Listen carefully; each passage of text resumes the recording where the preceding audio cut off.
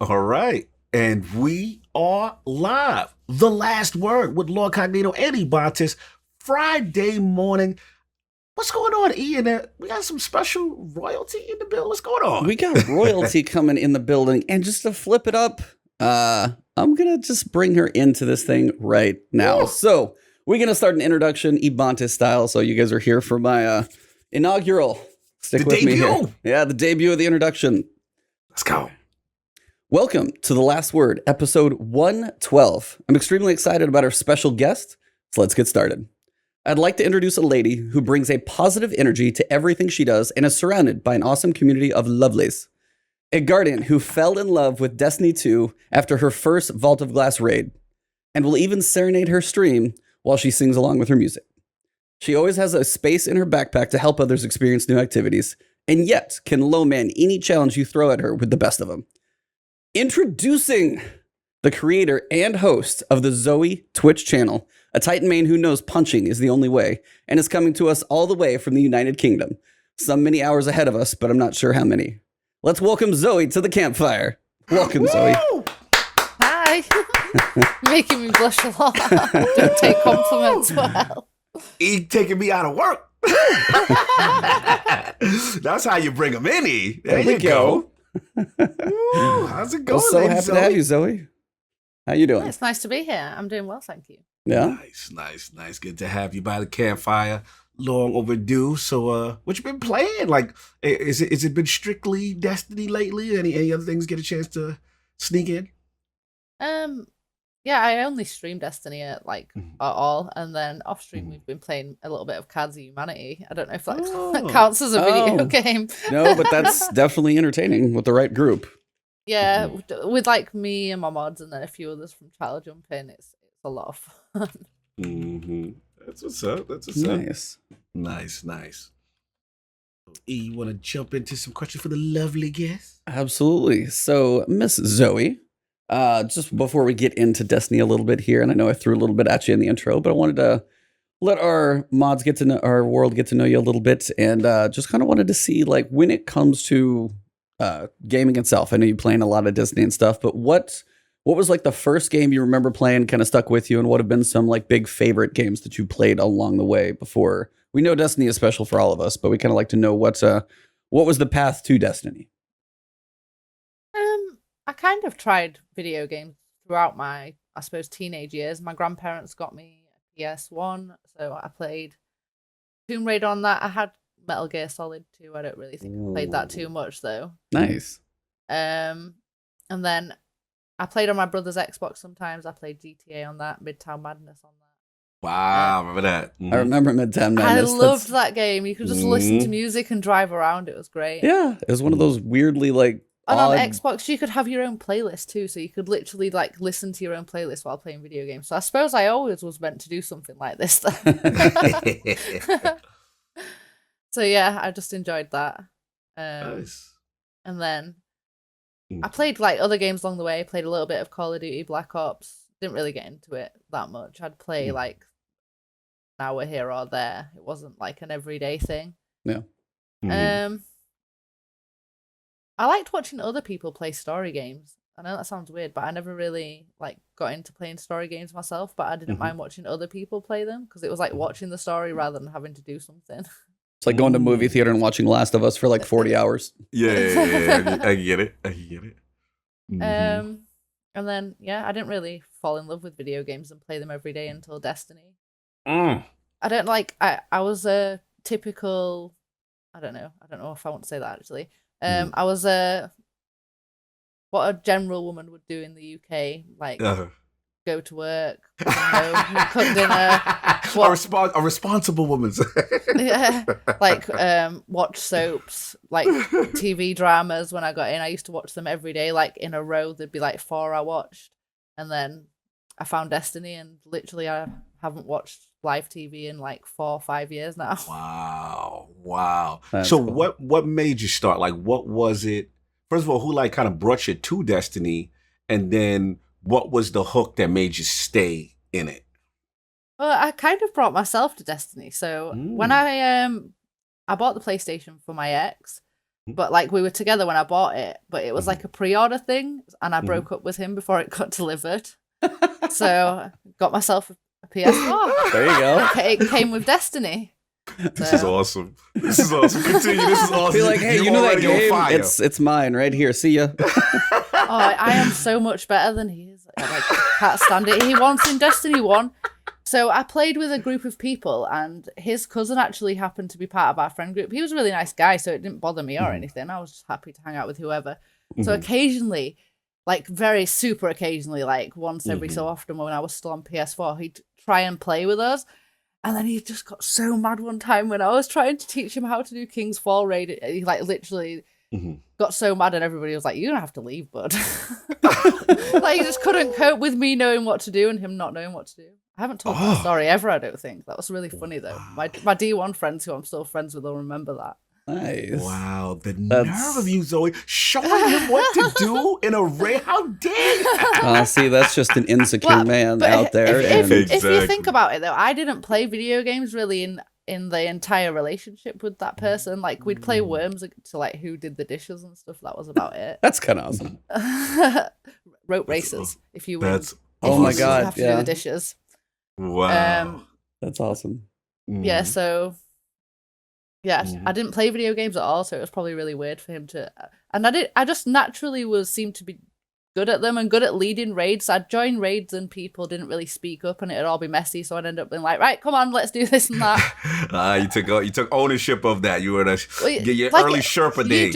You need a leader in a raid. If you don't have a leader, it falls apart. And sometimes you'll join groups and nobody just automatically takes that position. And then I kind of felt like I had to just to get it done. And that is like how I kind of started the Sherpa thing. And then just been doing that for years now. Nice. So like again, like you started. So again, you said obviously you got the PS4 situation, which is awesome. You got started. Salute to that story. That's amazing. But I guess like looking over your history and stuff like that, you're talking about raids a lot. You're talking about history. So what was the raid that kind of got you in? Fix your face in. Woo! So before I made friends with my main group of friends, I met a group of Dutch people, and only one of them spoke English, and they taught me how to do Vault of Glass. I learnt links is left in Dutch and richt is right. Oh man, that's kind of the call-outs I you're got. raiding cross-language barriers. That's talent right there. That was my first ever raid, but it still made me fall in love with it. And then I made friends with my like main group of friends shortly after that. I'm not sure how I initially met them, but I was doing like maybe LFG, and we were stuck on Crota for ages and ages. And like different people came in and out. I I met my group of friends through doing that. And then I stayed friends with them for the rest of the time. That's awesome. Yeah, so a shout to the chat. They listening to this, the greatness stories, a Vault of Glass. We just like to hear you speak so glowingly of this raid. I gotta ask, is Vault of Glass your favorite, or just first, or both? You don't want to accept it. It kind of gets my favorite spot just from the nostalgia and the fact that it made me fall in love with the game and get to where I am now, essentially. I actually got 4th in the world for Vault of Glass Challenge Mode too. Wow. Pretty cool. So that's like a pretty cool memory from that. We got a gamer here on stream, Dan. Oh, this is hardcore. This is hardcore talk right here. Full-time gamer. Oh yeah. What I was gonna say. You can't compliment me, it makes my mind go blank. Sorry. We apologize. You better get ready for more. Yeah, it's more quick. Because you had asked her in reference to Vault, right? That was you had set up. You did a setup. Yeah, I know what I was gonna say now. It's Wrath of the Machine's probably my favorite if it was just based on no memories. Wrath of the Machine. Why I was gonna say go with that first. The bit where you're going along the bridge, I love that part. Oh, siege engine. And I like the boss fight too.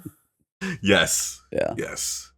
Definitely. A lot of fun mechanics. Very rewarding raid. There's Dark a lot. Drinker, do it on the legs. Oh, yes. Absolutely. Kind of got that back now. Yeah, we have. It's great. I've been really enjoying this new sword. Yeah. Yes. It's very funny. Like in chat, we've got Crota's in, King's Fall, you just invented Vogue and Wrath. All D1 raids. Not That is one true. D2 mention. So I'm actually curious, like, so what's your favorite D2? But it seems like most people in chat, and like with you as well, are putting D1 above D2. What do you think D2 raids are missing as well? Just out of curiosity. Last Wish is probably my favorite D2 raid. Ooh. And I think D1 just gets the nostalgia factor that ruins it for D2. Maybe in like the future we'll look back and think, because they are amazing raids in Destiny 2. Yeah. So I don't know how that always happens, but I think it's the nostalgia, and we haven't done them for so long. I think a lot of people would love to go back and like have a day where they did them all. I was like, I would wait till like spring, maybe summer. We'll talk about why some of that might have dates shifted. But yeah, I was like, I'm guessing Vault of Glass will be coming about sometime in the spring. We'll see. So everyone will get a chance to experience it again in 60 frames. Absolutely. The way That it's the most exciting thing for me, like that we're gonna get to do D1 raids on PC. A lot of people are like, "Oh, we don't like reskinned content, blah blah blah." I'm like, but we've never done this on PC ever. Please, I want to. Yes, that is true. It's gonna be gorgeous, especially with like HDR and just like start going full resolution. Be like, oh, oh yeah, that's gonna be glorious. There's no question. Forte over here in chat with the odd man out. I love Crown of Sorrow the most by far. I don't think I've ever heard that, even in the stuff I've been doing recently, like working on all the old raids. Yeah, he's probably just talking about recently. I think Forte, if I remember, I'm gonna say he's a Wrath also guy. I know he's not a Vault guy. That I know. I know he's a Wrath. I think I'm gonna say Wrath if I remember. Yeah, I'm a King's Fall, so I've got mine there. Kingfall, yeah, that's a raid. It's a raid. Right. It's a big raid. Big raid. Do miss it. That's what's up. Very cool. I wanted to I was going to ask you too. It's like, so a lot of what I'll see you do is like raid carries and dungeon carries and explanations, and you're helpful. And I kind of wanted to get a little more on the story about the one where you got the helping that couple for their platinum. Just wanted to get like the full details of how you set that up, like basically how you ended up almost doing the whole thing yourself. Just a little detail about that one. Well, at that point, that's kind of what I was doing to help people. It was like something that not many people were doing help for, just people off LFG, like PS4 LFG mainly. I'd help. And this person messaged me, asked, and I was like, yeah, sure. It was a couple. And so what I'd do, I wouldn't do it fully solo. So they'd help me at some points. So I'd do the first part. I'd go on my hunter solo, going through the lamps. Sometimes it takes me ages to think of words that are so easy to think of. To go through the lamps. Then I'd get one of them to run across the bridge, and one of them to go up top with me on the bridge part, and then they'd help me do the witches part. That's just killing stuff. And then at the end they'd just fire some rockets and I'd sword the boss. It was just the keeping them safe as much as possible and doing as much of the work as I could, so they'd stay alive. Nice. And get the flawless, because that was like a lot of people's last achievement, platinum Destiny. Yeah. On PS4 back then, so it was just like a cool thing to help people do. Absolutely. And it's just really memorable for me because like they were literally screaming at the end. They were so happy. Oh, that's I think that's what made me literally fall in love with helping people. The reactions you get from some people are amazing.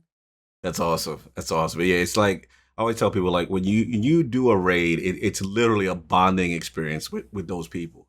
And whether it be one of the first times you beat it or just someone who's never beaten it, like you said, that joy that they get, right? That they've accomplished it, and it's so cool. It's definitely something that's hard to replicate. What I was going to ask you is about the low man challenges. Like, this is something you do. Like, you are like a 1 or 2 person specialist of 6-man raid encounters. Like, how did this whole thing start? Like, with you doing that, like beating them up with less than the required 6 guardians? I suppose I just wanted to prove that I was decent. far beyond decent, it sounds like. That's beyond decent, yes. Just, I don't know, it's a reason I stopped using cam and stuff like that too. It's like sometimes I just want people to notice my gameplay and not just like that I'm a girl or that I'm nice and all that. That's great, but like, hi, I'm actually all right at this. Look. Check me out. Yeah, that is impressive. What was the first like low low person raid you did? Well, I suppose Crota without really knowing that that's what I was doing because Mm-hmm. I didn't really know about low man challenges in D1, Mm-hmm. so I was just kind of doing things to help people. I wasn't really doing it for because it was a low man. I didn't realize, to be honest. Right. But then I'd seen a lot of people do 2-mans like Callus and Argos, and they're both pretty easy. So I was playing with Fami a lot of the time. He's like an insane gamer out of Redeem. Yep. Mm-hmm. And went and just knocked both of those out first try. So that was pretty fun. Wow. Nice. And I don't know. I've always, part of helping people do raids is you kind of sometimes have to do their job for them. And I noticed I was decent at it. Like I could do my job and somebody else's as well. So it just kind of goes from that, wanting to be challenged as well in gameplay. And it just feels good to be able to do it, I suppose. Nice. So what's been the hardest to like low person raid? I'd say Insurrection Prime is hardest, just to the point that you have to learn it like it's the back of your hand. You literally have to learn it so well that you're not thinking about the actions that you're taking. You just do them because it's become muscle memory. You know it so well. Like you could do it with your eyes closed. That's what you've got to get to that point to be able to do it. It's hard. I'd say my favorite was probably Crown because me and Frank 2-manned the whole raid, not just the boss. Wow. Damn. So that was fun. We literally did that from start to finish. There was some cool little tricks at the phase 1. Yeah, I was gonna say with the little. So you had to get good RNG. We didn't flawless it. You had to get good RNG on that phase. So we'd wipe a few times, and when we got the things to come in the right place, I jumped up on Warlock, put my arms through the Warlock with Chaos Reach to kill the third ogre to open the third wall to do What? DPS. Wow. So that was a pretty cool trick. Serious. Nice. Wow, that is super impressive. Like I like how she's so casual about just just 2 minutes. this, Just and then all I did was the Chaos Reach. And if you have somebody who's willing to teach you, I think most decent players could do it if they practiced enough. Like I just practice a lot. That's awesome. Like tremendous dedication. Just like I said, just love. Like you made a good point. Definitely in reference to when you're helping people. It's like you said. I have a person in my clan who's like that. So where it's like he knows he has an idea of like who's struggling. So then he starts to develop that multitasking where you're able to all do your job and then also kind of take someone else's job if they're struggling. So it does make sense based on what you're saying. You keep playing and you practice his muscle memory. And then after a while, you get to get all these mechanics in your head. That's still awesome. 2 people rate. Wow. Super impressive. I think it helps with Sherpas and with low man things that my brain automatically goes to how can I fix this if something's going wrong. So just like that natural thought process kind of led me into doing these things because that's what I was kind of doing anyway. That's awesome. That's awesome. I got one more question for ladies over here. Now, Crucible, I came across a very humorous clip of yours where some people were not playing within the rules. And you were not happy to the point where you had actually went to look at this person's like KD and skills and stuff like that, and you saw that how terrible they actually were to expose them that they were literally using hacks and stuff like that. Please tell me about like these experiences. Or do you experience this kind of stuff a lot in a PC Crucible? Not so much in general Crucible. I wouldn't say I'm the best PvP player, so I can't always tell if someone's just good or if they're cheating. And I hate the fact that we're at the point where if someone's good, you assume they're cheating, which is kind of bad. But obviously, when you can see stats of somebody who's like a 0.5 and they're getting like 5 KD for that week, there's clearly something going on there. Recov. Well, you can tell that too because you can just check the amount of games. Generally, if it's a recov, they'll play like 7 to 14 games max on that account. If you're looking at like 100 games and they're still on a 5 KD, there's something going on there. I just love the disgust in your voice when you expose the person. I was dying. I was like, oh, she's hilarious. Absolutely funny. I'm very sarcastic, so yes. She laid it some on people real don't thick. get it. I can't help it. She's like, look at this. She's like, look at this game. There's no way. It was classic stuff, man. Glad you got the chat live. What's up, Cat Daddy? What's going on? Yeah, final one for me. I wanted to ask. So we had 3 dungeons so far, and you've obviously soloed them all. What has been your favorite dungeon so far? Ooh. Shattered Throne was my favorite solo. Wow. My solo flawless of that was like really fun and pretty good because I managed to do it in 30 minutes. I didn't realize when I started it how little time there was before downtime before the start of this season. Oh. And like it gets to like there's 20 minutes left and I'm just before the ogre. That's like it's downtime in like 20 minutes. I'm like, oh crap, and I literally just zoomed through the whole thing. It was crazy. Damn. Wow. I'm pretty sure I did it at least double that when I did mine. So Well, I did when I did my original just gonna solo. go ahead It was and, probably took me ages, but like I don't know. It just everything went perfect from the moment somebody told me that there was only like 20 minutes left. I was like, right, that's it. That we're doing it right now. kind of like you everything almost went had like right. nothing to lose, basically, right? Yeah. Yeah. Wow. That's super. That's awesome. If you've seen it, I make some dangerous moves just to keep going. Like when I was trying to do the solo flawless in general, I'd slow down and kill all the ads on the when you go in, the travel part up after the ogre. I just ran past all that crap, throwing myself heal nades. Literally just ran past it all. That's awesome. Salute. Like, I don't care about you. Heal. Go. I'm out. Heal. Let's go. Nice. I ain't mad at it. Damn, 30 minutes is legit. That's no joke. That's even legit. for just trying, like, even with a group, I've seen people take so much longer. That's Yo, shout out to Lurk Cat. He said 30 minutes. It takes me that long just to decide what boots to equip. this game and gear. Oh yeah. Well, Zoe, we are so happy to have you with us, joining us from over there across the pond. And yeah, nothing really major happened yesterday for the world of Destiny, right? Nothing happened. Yeah, nothing too much to talk about. No, in all seriousness though, yeah, they dropped kind of a big bomb. So we got the news, and it's been, I think, mostly from what I've seen on Twitter, received reasonably. There's some cynical people, but Beyond Light has been delayed to November 10th. So what is that? It's about 6 weeks, right? Roughly from what it was, September 22nd to November 10th. So they said, little one from Deej, of course. He had to put his signature on this one. As the first chapter in a new trilogy of expansions, Beyond Light is the beginning of a new era of Destiny 2. We have a powerful story to tell and incredible new features that we are really excited for players to experience. As always, our goal is to make the coolest, most entertaining expansion we can possibly for our fans. To that end, we are doing what's best for the game and moving the launch date. Past few months have been a challenge and will continue during this pandemic. We've learned to create together in a new way, but having to work apart from one another. Despite these hurdles, we're still committed to the same level of quality that our fans expect. Over the coming weeks, we'll be unveiling more of what we're working on for Beyond Light and what also it means for Season of Arrivals, which now will extend to November 10th. Beyond Light sets the stage for an incredible future in Destiny 2, and though it's coming later than we originally anticipated, we're excited to continue that journey with you this November. So Zoe, I just kind of wanted to get your kind of real reactions, how you've been thinking about this one, just your thoughts on it so far. About them moving the date. Yep. I don't care at all, to be honest.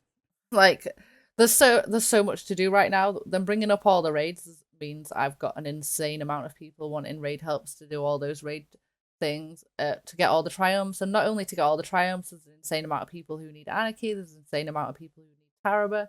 I'm literally could not be busier right now. I'm like, yeah, give me a bit longer, thanks. You're like, what? My streams are blowing up constantly? Sure, do more of that. yeah, sure. Literally. It's true, though. It literally is. It's true for everybody right now. It's insane. Yeah, it's been crazy. Well, you seem pretty much on board. Cognito, thoughts? Yeah. Saw your tweet yesterday, so I figured I'd just, crack open the can of worms and see what was going to come out of there for you. Look, this is just pure selfishness. As far as the studio itself and needing more time, all that, I'm always going to be for a delay, right? I'm always going to be pro studio when it comes to a quality title that's about to come out and I'm anticipating. So, look, would this have happened under Activision? Probably not. So this is something last year I know they delayed, but I think with Shadowkeep, right? Shadow King. How long was Shadow King, if you remember? It was like 3-week delay, maybe. It wasn't Maybe big. Yeah, it was maybe half of this, I think. I think, yeah, for me, this. Go ahead, Zoe. Do you think if they were working from home that this would have happened, though? If I was they were just- at the studio, I was just about to say. this might not have happened. That was literally my next point, because I said, look, at first I was like, dang, so long, November, damn, so I was a little emotional. But then, when you really look at it logistically, right? We're in a pandemic. People can't go in to the office, the studio. And I've heard, I've had a lot of developers on Ireland's podcast, and they have said, that some of the hardest things to do is like mocap and music with orchestras, things that involve coming in and a congregation of people to create. So they've got to get creative, right? They've got to get creative to try to get these things done. And yeah, I mean, it's one of those things you got to be respectful and understand. I think you know what it is? I know what my major disappointment is. It really isn't the fact that it's delayed. It's when it's delayed. Because for me as a gamer, this is pure selfishness now. Trust me, I understand Bungie and I respect the decision. I'm just talking about for me as a gamer, November's rough. November is rough. Woo! Like I think we got like Cyberpunk and then we got, Valhalla, 2 new consoles. Halo. So I'm like, Halo may possibly, Probably. It's maybe. Maybe sort of. It's tough. Everything's getting delayed. Never mind. That's coming next year. Everything is literally in that window. And then the other thing is, last word we did, I had took that week off in the old date of work. Well, now you can untake that week off and move it. Oh, I got to see if I could do it, man. But look, come on, you got this much time, and it's not a holiday. You're still good. There'd be like November 10th. Thank you for just explaining that you can just do this so easily. No problem. Yeah. Thanks. I'll just bring you into work. There you go. I'll take care of your job. I'll take care of my job. You make my videos. It works totally fine. Yeah. And you kickbox for me. You kickbox. You're doing intros now, so clearly I can take over videos. I'll let you handle the audio and video editing on my end. You got that? Just trade roles for a couple of weeks. It's fine. Sip. Cake. I'm just joking. But now, all seriousness, look, it's we have to be empathetic to the situation. I was hoping it was October, but I got a deal. We got a deal. It's just a lot of stuff coming out. So E, what do you think? For me, obviously it's like I want them to make the game that they want to be proud of putting out. They don't have Activision saying hit this date and it gets maybe shortened, cut, whatever it is. And as you said, we're in the middle of a pandemic. This entire country sucks at handling a pandemic, apparently. Clearly. Just gonna say it. So we don't know the timing of things. I mean, the fact that we're getting any games this year at all, like I just booted up Ghost of Tsushima yesterday, and I'm just happy to be able, just the fact that some games are coming out in the middle of all this. Like movies, the movie theater seems like a notion that I'm not going to be going to until 2021, and I'm sitting here in July. Yeah. That's like, I know there's supposed to be movies like Top Gun and the next James Bond, like coming out over like in holiday time frame. And I'm kind of going, I don't know, maybe not. Yeah. We'll have to see how things go. If we can get our act together over here, maybe. I'm sure the rest of the world will figure it out far before us. But so that's all going on. Bungie's been working from home since like February because they were one of the first ones to shut down as well. So I'm like, I totally get it because, as you said, orchestra, mocap, just walking down the hall, asking somebody something, be like, well, I got to schedule this Zoom meeting and then talk to them. It's like nothing goes fast anymore. There's no way. So I totally understand that. But yeah, I think one of the biggest ones is, as you said, in November, but it's the proximity, which is, we'll see how long this lasts, but it's the proximity to Cyberpunk. Because like there's years where games, Last of Us, Cyberpunk, Red Dead Redemption 2, there's certain ones that people will like move away from. And when Cyberpunk got moved to like November, I was like, sweet, I get like a solid 6-7 weeks with Destiny, then I can jump into Cyberpunk, and now it's 9 days away, and I'm like, oh crap. Because I really want to play Cyberpunk. It looks like a lot of fun. Oh, absolutely. CD Projekt Red. Yeah, it looks like really, really cool. Now, granted, that game has just as much chance to be delayed again. Yes. Just because it's so grand in scope. So maybe that one will get delayed and all my prayers will be answered. But I will actually say that like this season, like I'm looking forward to doing the raids, like working on the solo dungeon. Probably help some people with that. Not nearly as many as Zoe because she's crushing the help. That's oh yeah, she's doing she's that. just like, all right, next raid. Just pull your ticket. You go next. But I will say, like, there's been like a couple games coming out over the summer that I wanted to play. Like Ghost just came out. Yeah. Horizon Zero Dawn comes out August 7th. I still haven't played Final Fantasy VII Remake, and Death Stranding just came out as well. Like, there's 4 pretty big games, and I'm like, I just got more time to play them too. So, honestly, for me, I was like, outside of Cyberpunk being that one caveat that it's close to, and it's just so big, that's where I worry about. Huge. And I'm listen, I like Halo. Oh, Listen, nothing's gonna stop me from playing that. But that's tough with those 3. I'm just hoping that the other 2, somebody blinks. Please move your release date so I can actually have a life. Well, I think Halo is going to be very tied to Xbox, and I can't imagine the amount of pressure that 343 has on them right now, being like, yeah, you are coming with the console, hell or high water.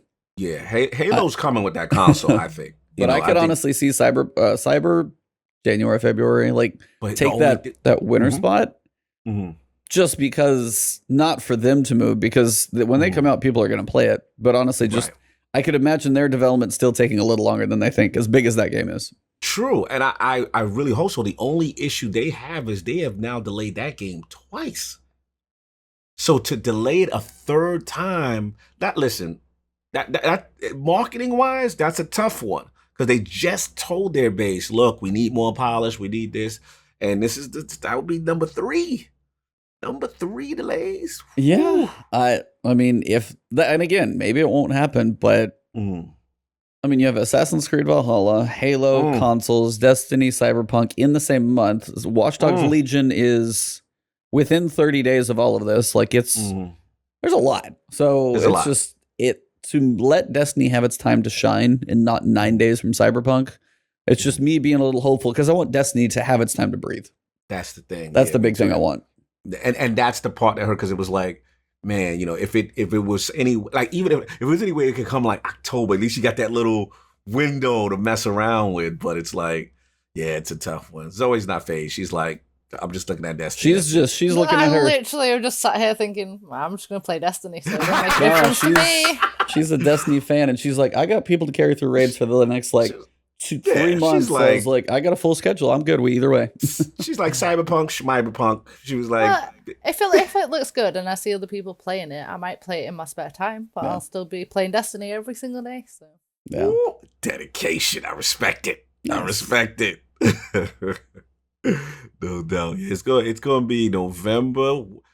2 consoles, E. Oh, I know. Bruh. This is going to get spooky. Very, well, very I got a spooky. PC, so I'm good on the Microsoft stuff. Mm-hmm. And then, honestly, PS5, I got to wait and see. I don't know. I don't know if I'm going to jump on either at the start. What's this? E is not getting a PS5 at launch. I mean, I'd like to. Lord of PlayStation. Can I roll my eyes any harder in the back of my head? This is a development, so we have to break this down. Really? Do tell why it will you depend not on like timing and pricing and stuff like that, just the way things are going. And if there's honestly, it just kind of depends what's coming at first and how busy we are with Beyond Light, basically. Oh, interesting. Well, it's not going to be an Xbox, so it's going to be a PlayStation at some point. Well, you're getting Microsoft don't care. You're just buying the right. game. I'm just playing their games. They want you in the ecosystem. They don't care about. But Lord Sony himself. I mean, I would like to, honestly. I just got to see. I really actually want to, but I just got to see how it goes. Sadly, I know I'll probably get the one with the disc too. Yeah, so Mr. NVMe. This is him. This is SSD I know. King. Yeah. Fine, I'll get it just to shut you up. Don't let me pressure. I'm still waiting for those pre-order days. Be like, all right, fine. I'm just gonna send you my phone pre-order. Be like, here, you happy? No, honestly, I'm extremely excited about the console to see what it will do. Miles Morales looks awesome. Horizon Zero Dawn Forbidden West looks gorgeous. So I really can't wait for that one. The other side of it, though, I'm very curious about like Nvidia's new graphics cards. Like if there's a 3080 Ti that meant like drop sometime in like September, October, that might take priority. In the So bushes. that's Wow. 3080 Ti might win. Well, okay, fair. I'm learning.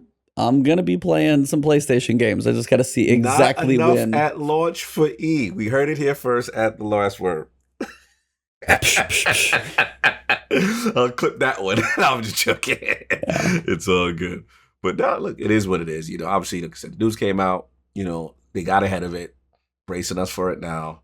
And you just want them to make, we want them to make the best version of Destiny they can make. So, kudos, to them to have that, working under these new conditions. This is the new normal, y'all. Like, I really do feel that. Like, a lot of studios are going to be in this predicament. From this point on, we still don't have any particular light at the end of the tunnel just yet with the whole pandemic. This country, at least. Yeah, this country here, So studios are going to have to adjust. And it's tough. Video game, the process of creating video games really involves collaboration and coming together. And work from home, you've got to get creative. So salute to them, and hopefully, like I said, they reach that time frame. So we also got news in TWAB, which dropped like much earlier in the day than ever before. Mm-hmm. We got news about the calendar getting a bit of an update. Yes. So not a ton per se, but we know Season of Arrivals goes through November 10th. Zoe's going to be running people through raids till November 10th. And then she's going to go knock out Deep Zone Crypt and then get back to running people through raids. But I wanted to ask you guys what you thought, because we've had the Exodus missions. We know there's another side of that with evacuation. Sorry, spoilers. We have Solstice of Heroes, which the dates actually haven't changed for. Kind of surprised a little bit about that. And then we've got Festival of Lost in here. So I'm going to go through piece by piece. So we've got evacuation as the other half of Exodus. I wanted to see when you guys think that's going to happen, because that still feels like what would be kind of the culmination ending of the season. But now that's so much farther away. Do you still see that as being like an end of a season quest piece where that exotic's still going to be right towards the end of the season and say like late October? Or do you think they'll drop it sooner and just kind of deal with the delay differently? What do you think, Zoe? If it's supposed to be for the end of season, they'll probably leave it till the end of season.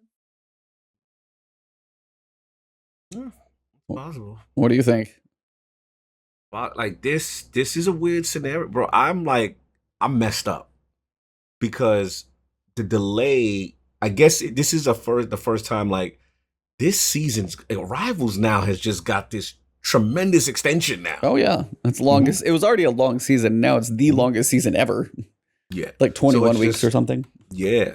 So now it's just like this is a very unique situation for this length of time for a season. So now it's just like I want to know, like, you know what it is? This is the thing that I'm gonna say concerned, but I want to know how they handle the way seasons have been so far. Has literally been this kind of almost like a time gate. This happens, and then everything is supposed to systematically lead into the next. Like you now have to shuffle. You now have to add things to buffer, and I gotta see how they're gonna do it, man. And it's one of those things that selfishly we started off talking about how amazing this season was, right? Season of Arrival was amazing, and I know they had everything lined up, but now 2 months you've got to put in. I don't envy them. Like that's a tough thing. 2 months. So yeah, I will say this. It's not gonna be popular. Looking at that calendar. 2 months. The end. I mean, they did say they're gonna be some secret stuff, but Festival of the Lost don't warm my heart that much. Nah, I said that in my video yesterday. I was like, you better temper your expectations for that one. Festival of the Lost does not get the blood pumping for me. So I'm just like, again, I'm being, understanding. Like, it's probably all they can do. We'll read about it. Iron Mariners, other things they could do. But it's like, what really could you do to stretch this for 2 months? Whew. What you thinking, eh? For me, Yeah. my curiosity for the end of the season. So we have 4 planets. The way we handled Exodus first was all 4 in the same day. You're like, okay, here's this. Go do a strike. Go do these things. Go do your weeklies. Cool. Go to Mars. Go to Mercury. Go to Io. Like you knocked out all 4 in a day. Do they start doing 1 a week on the Exodus mission? Like towards the end of the season during Festival of Lost, hey, here's first planet, evacuation, pack up all your stuff, get out of here, do what you're going to do. Okay, next week, go do the same thing. But the other thing I'm looking at here on the calendar is like the interference mission. We get our 1 piece of lore per week, and it was like 14, and there was like 15 weeks. So it's like, how was it all going to come? Now is there like 6 weeks of dead air type? Is it 6 weeks of reruns in your favorite TV show before we get to the new season? Like, I mean, when you do speak to her, right, you get the old ones if you keep pressing. You can go back to all of them, but if we get all 15, I will say people are going to have some. Zoe, what is your season pass out right now? I'm curious, as much as you play. I don't know. Over 100.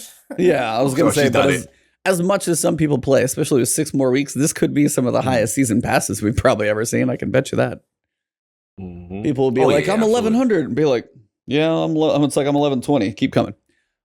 Yeah, I mean, I don't envy them to be in this kind of position. It's got to be tough as a studio to try to endure that. And we'll get into it when really like they've got some things that they want to talk about. But the only thing I can think of if they've got to literally time gate stuff that was supposed to happen, at a later time. So maybe in your case with those weekly missions, we don't get the interferences consecutively, and those like maybe get split and then stretched towards the end. Basically, this is where I'm at with it. It's sad because we were kind of building this thing, the arrivals versus opulence thing. This was a nice little, like this thing was on par, and it's not over, but this thing was on par to be the best individual season I felt of Destiny since seasons were created, right? With the prior champion being opulence. Now it's in jeopardy, man. It's in jeopardy. Well, okay, here's the thing. Why is it in jeopardy? Is the content itself going to change? Yes. No. Because it's not going to be delivered in the way necessarily. No, the content intended. is not going to change. The timing of said content will change. There's a difference. I'm saying, this is the point where you're like, if you take this season on a normal timeline, if they didn't have the delay, that's one of those things. Like, you got to give them like a grain of salt when it comes to some of this stuff for pandemic development, new expansion delay. When you go rank it later on, be like, opulence is number 1 because this thing had this delay and it just felt too long in the tooth. Like, is that what are you worried about these like last 6 weeks just like dragging your feet across the finish line? Not getting the big climax you're going for? Yeah, because again, if they had this thing, again, this is my opinion looking outside in, they could prove me wrong and knock this thing out the park with the newest adjustments. My biggest fear is the way seasons are set. Every week of the season, generally there's a theme that's a progression towards the end game of transitioning into the next. So when you tell someone, yo, 2 months, it's not 2 weeks, 2 months, right? We know damn well we're going to get a few Iron Banners, right? We already see Festival of the Lost in there, right? I mean, look, it is what it is. Now, again, based on prior experience, these tend to be filler. When seasons were bad, these tend to be filler kind of content to stretch out, right? Based on the contact and the interference missions, which seem to be, set up, I would assume, again, I'm assuming, that things got to be stopped and stretched. And if that's the case, the quality, in my opinion, has to go down on some level. I would love to be wrong, and I could be proven wrong. But I think now part of me feels that it gets taken out of the discussion of best based on these unfortunate events. That's just where my mindset is right now. And it's gonna leave a bad taste in your mouth because they had to delay a future season. So if this content was in its normal timing, you won't be able to like take it out because we're like, yeah, I sat here for like 6 weeks waiting on the next one. I was bored. It's not their fault. I'm not mad. Like it's just the competitive.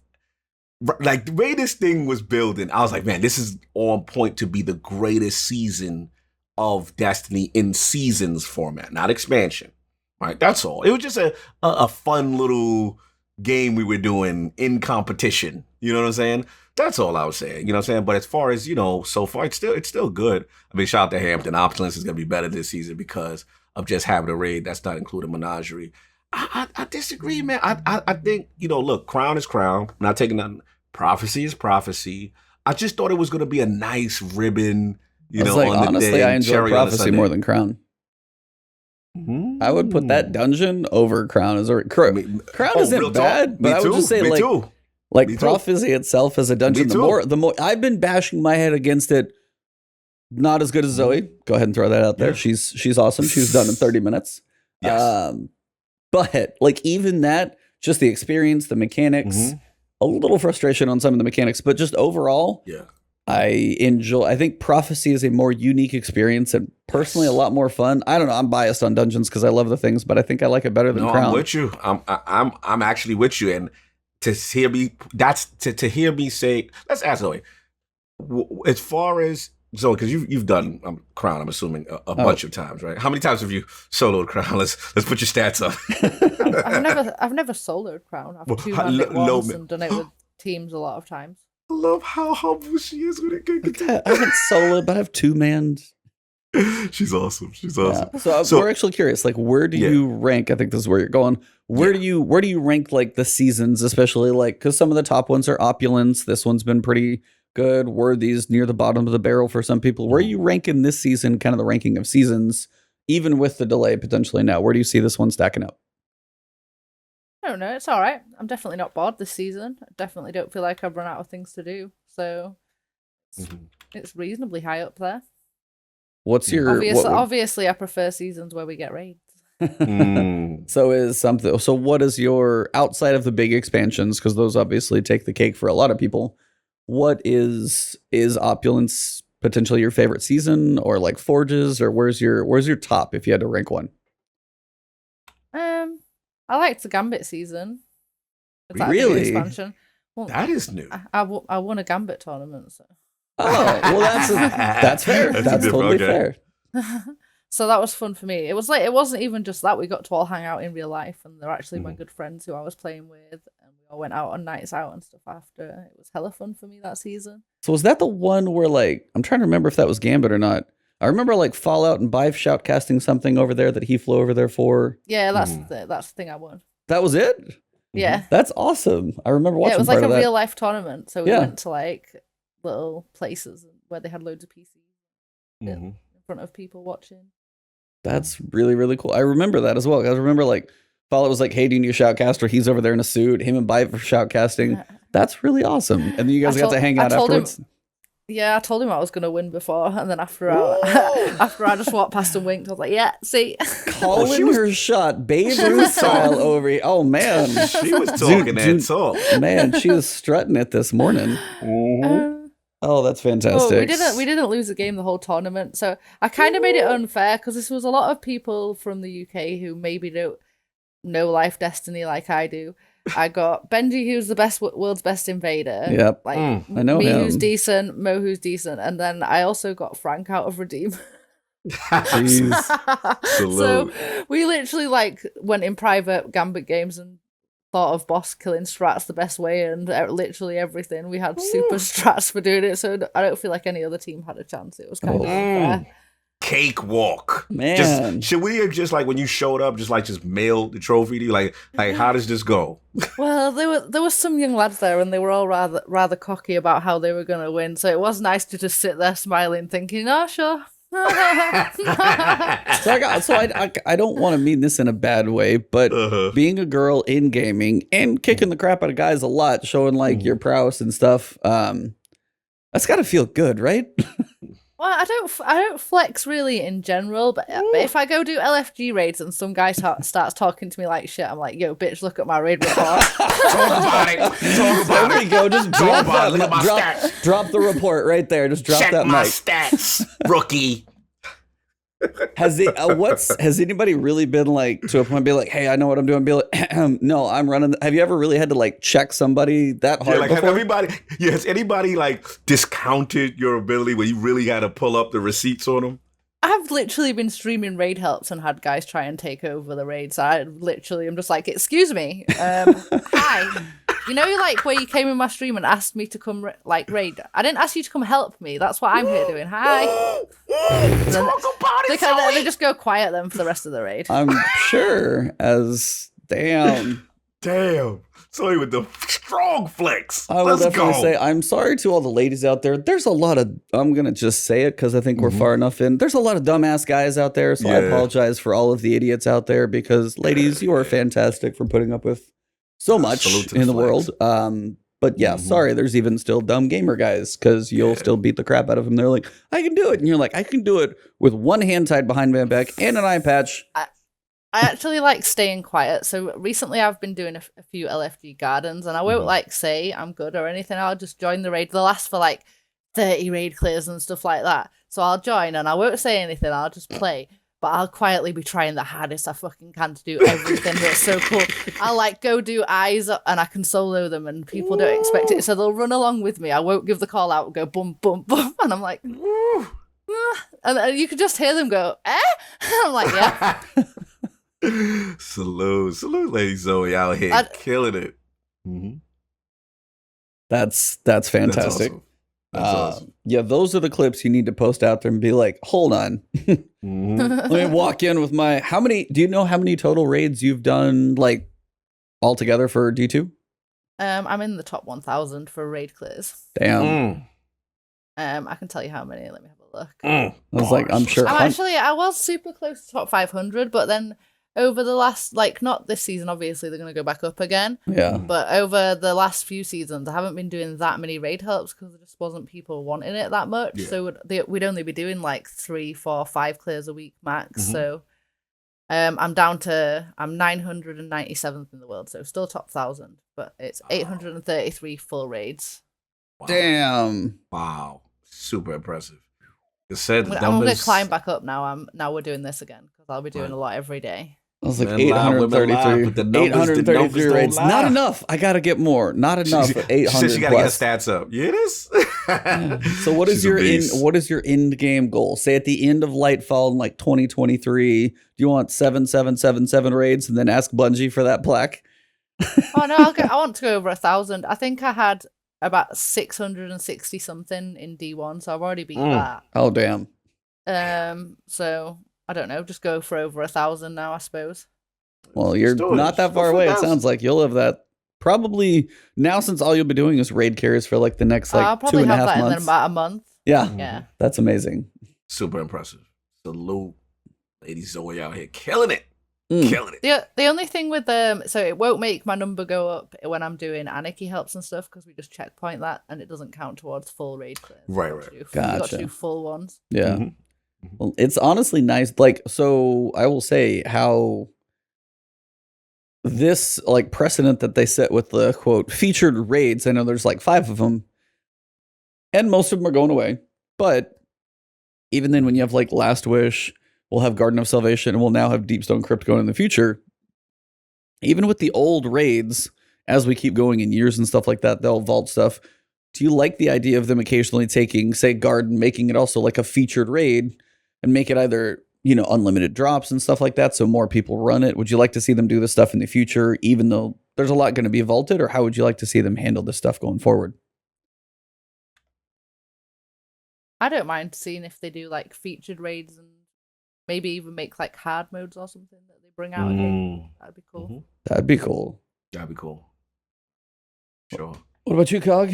You want to see them feature these things? Oh, well, actually, I forgot Vault's going to be in that mix too come, I don't know, 9 months from now-ish. That was the other thing that was a little I can't sad. wait for that. Yeah, that was the one I was looking forward to. September. I had it all lined up. It was September. It was Vault's not in September. Vault's going to be like 6 months after launch. Just put that in your head.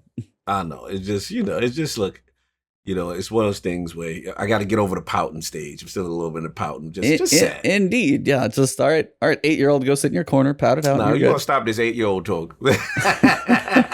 Listen, that's all. It was just a surprise. I wanted my game at the right time. Yeah, that's right. I was just like, damn. You know what? The worst thing as a gamer, listen, when you're a gamer, the worst thing you can do is finish this sentence all year, right?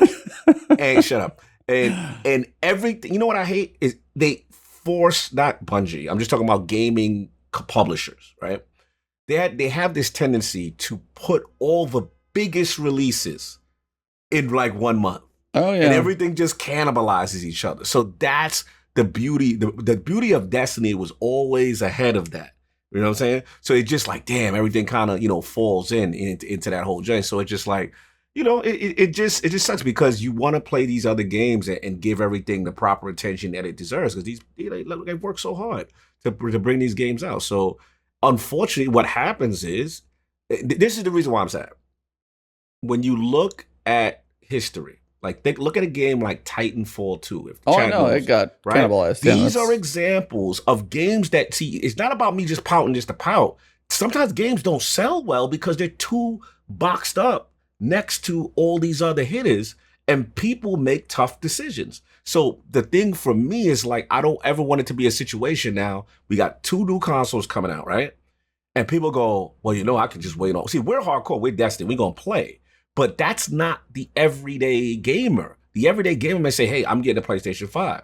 I got to save my money for that. I got to get a Xbox Series X. Or, hey, Halo's out, or this, that, and the other. That's the thing, So I just hope, my hope is that Bungie doesn't get affected financially by people making tough decisions but to not pick it up. That's my only thing because, let me tell you, CD Projekt Red is not a game. Cyberpunk is out there. That's a huge release. People may make tough decisions that are not Destiny, and I just worry. It's winter's coming, man. Winter is coming. This is tough. Wait, are we in Game of Thrones? I'm sorry, I'm confused. Yeah, it's the Game of Thrones. Which game is going to survive the winter? I'm a little nervous. Destiny's going to survive. Period. It always does. No, not. This is a unique situation, bro. You have to admit. Destiny's been going has a hard. How hardcore are you for Destiny, man? You and everybody else who's playing right now, and everybody's getting hooked on raiding because Zoe's taking them all through them. So Zoe's gotten everybody hooked on raids. Raids are fantastic. More people are going to play. Yes, there are going to be other things that pull people here, there, and they may get back into Destiny a little later or jump in, go try something and come back. Well, let me give you a scenario. Let's just say PlayStation. I know you're right now waiting to see on PlayStation 5. We can admit PlayStation 5 is might be convinced, but we'll see. Might be convinced. All right, we're not gonna act like Miles Morales, the Spider-Man franchise, wasn't the most popular selling thing on PlayStation. It's up there. Yeah, it's definitely up there. Miles Morales now comes out most likely around launch window with the PlayStation 5. Feels like right. Okay, you got that. Who knows what other PlayStation 5 exclusive? These are brand new games. I'm aware. Right? That people are excited for a console. Then you have the Series X, right? Oh, yeah. People have waited, 4 or 5 years or whatever it is from some Halo good 5 to Infinite. Yeah, I know. Oh, is that a shot? Across the bow, sir. Wow. Was that a shot? Anyway. I don't know. PS4 is firing on all freaking cylinders right now, I'll tell you that. Oh, absolutely. Anyway, I just got to mess with you because, King's going to give me crap later. It's totally fine. I know, that was console. That was a smooth console war right there. So, then you got, like I said, Halo, and who knows what they're going to launch. Again, these are new, shiny games. People have seen Destiny to some extent. Destiny doesn't have, I'm just talking about to the casual, the hardcore we're in. One quick question. Hey, Zoe, you going to play anything else this fall? Probably not. Maybe off stream. Baited question, and no disrespect to Lady Zoe. Come on. I have actually had 2 friends come back in the last week alone who were old Destiny players wanting to come back and level ready for next season. See, it's like, I think, honestly, I mean, granted, yeah, the season may be a little long in the tooth just because timing got a little screwed up. But I think the way Season of Arrivals is going, building the narrative, the pyramid ships, the planets are leaving, Vault of Glass nostalgia, is going to pull people. That's going to be later, but that's another ace in the hole that they've got. They've got darkness subclasses. They've got a lot of things coming, and we don't even know everything about it yet. I'm going to potentially know, hopefully next week we know more about Halo finally, but it was like, there are going to be games, and I'm not arguing that. Cyberpunk's probably going to pull at people's time. Halo, Assassin's Creed Valhalla, all these are the ones still, they've come out year after year after year. All these big games have come out year after year after year after year. Red Dead Redemption 2, Last of Us, there are still giant games that have ever launched at the same month as Come on, chat, y'all got to stop now. I understand this is a Destiny podcast, but we got to stop with the capping now. All right. These are blockbuster games and 2 consoles. And we acted like, it's nothing. Destiny is completely fine. Destiny's going to be one of those ones people are going to get anyway because they take what they've got and it's something they can jump into on their console already. They're going to be able to play it as it is. Okay. I'm not saying it's optimal. I will never say that. Okay. This is a unique situation. I haven't said it's optimal. I'm just saying Destiny has survived through every Destiny killer and everything else. Right. So I still think Destiny will survive. This is not the same. And this is why. We're talking 4 or 5 games. We're not talking one singular Division, one singular Anthem. We're not talking that. This is a unique situation, man. This is critical. You got to pay attention to this, man. Trust me when I tell you. It's not that Destiny's not going to sell it all. Of course it is. All I'm just saying is that we have to be cognizant that these games bring crowds that were not going to buy Destiny anyway. You know what I'm saying? And these are time sync type games that are quality. CD Projekt Red, Cyberpunk, Assassin's Creed, Valhalla. Like, these are huge games with consoles. We got to see. That's all I'm saying. We just got to see. I don't think it's this slam dunk that we're used to. We're used to going up against one game that's supposed to be new in the genre. And we're like, yeah, we'll see you when it comes out. And then, we're cocky. This is different. I'm just saying. All I'm saying is Destiny has survived a lot. It's still the one that's holding strong with all the stuff that it's faced. So while there may be some bumps with the November release, it's probably what they had to pick. Right, and I still think in the long run, you may play through Cyberpunk, but then you will still come back to Destiny. Of course. Because they want to jump back in Zoe's raid streams. So she's good. By that point, she will have 2-man Deepstone Crypt. She will have taken out the new dungeon multiple times, and now she's going to say, all right, my backpack has got 4 spaces. Hop in. Yeah. I actually hope the new raid is really hard to loom on. I want everybody to have to do their jobs. So that's actually fair. That's actually a question, though, because like when you think of stuff, a lot of D1 raids, I think people hold in high regard because you had Relic Runners and Vogue, you had the Sword and Crota, and there's a lot more feeling in, say, Destiny 2 where kind of more people have to be on their game per se. I mean, granted, you're 2-manning it, but the average group doesn't have like the hero sword user and the helpers. Like a lot of people are still using more jobs. Do you like the Crota, one hero person, or do you like more of the feel now where there's more split jobs? Granted, you're far above average, but for most of us casuals who even still try and raid, it does feel like more of a split role. Like if one person drops, it gets to be a big issue pretty quickly. I'd prefer to teach people what to do than drag them through. So if they've got their own job and I can teach them that specific job, that's more fun for me. And I feel like they can go on to do that job again after they've left the raid that they did with me. That's even better. I like that. It's a good one. What's the hardest raid for you to teach somebody? Spire. Oh, I almost could have guessed that one. Breach. It's really glitchy at the end as well. So sometimes even when you do it right, it doesn't work. Like you're throwing the balls at the doors and it doesn't, whatever it's called when it arms. That's the word I was thinking of. It doesn't arm it, and you're like, oh my gosh. And like if you've got an experienced team, sometimes you can fix that if you just do it fast enough. But when you try to do teaching raids, it's just like the game's against you and you're trying to help other people. It's hard. Yeah, I would imagine. Especially Prestige. I mean, Zoe got me my clear. Oh, nice. Yeah. Nice. I was like, hey, by the way. And she's like, come in. I was like, we got a spot. And like, what was it? 2 runs? It was done. Like, we got lucky. You said it was pretty unglitchy on our run. Yeah. We had a easy run, thankfully. Yeah, I'm pretty sure I botched one of them. Like, all right, throw the ball at the hand. And I threw it at not the right hand. I was like, oh, sorry, everybody. That was totally my fault. I screwed up the first one. It would have been 1 run if I wasn't holding a ball. So I screwed it up, actually. I'll take the blame. Second round, though, I threw it at the right hand.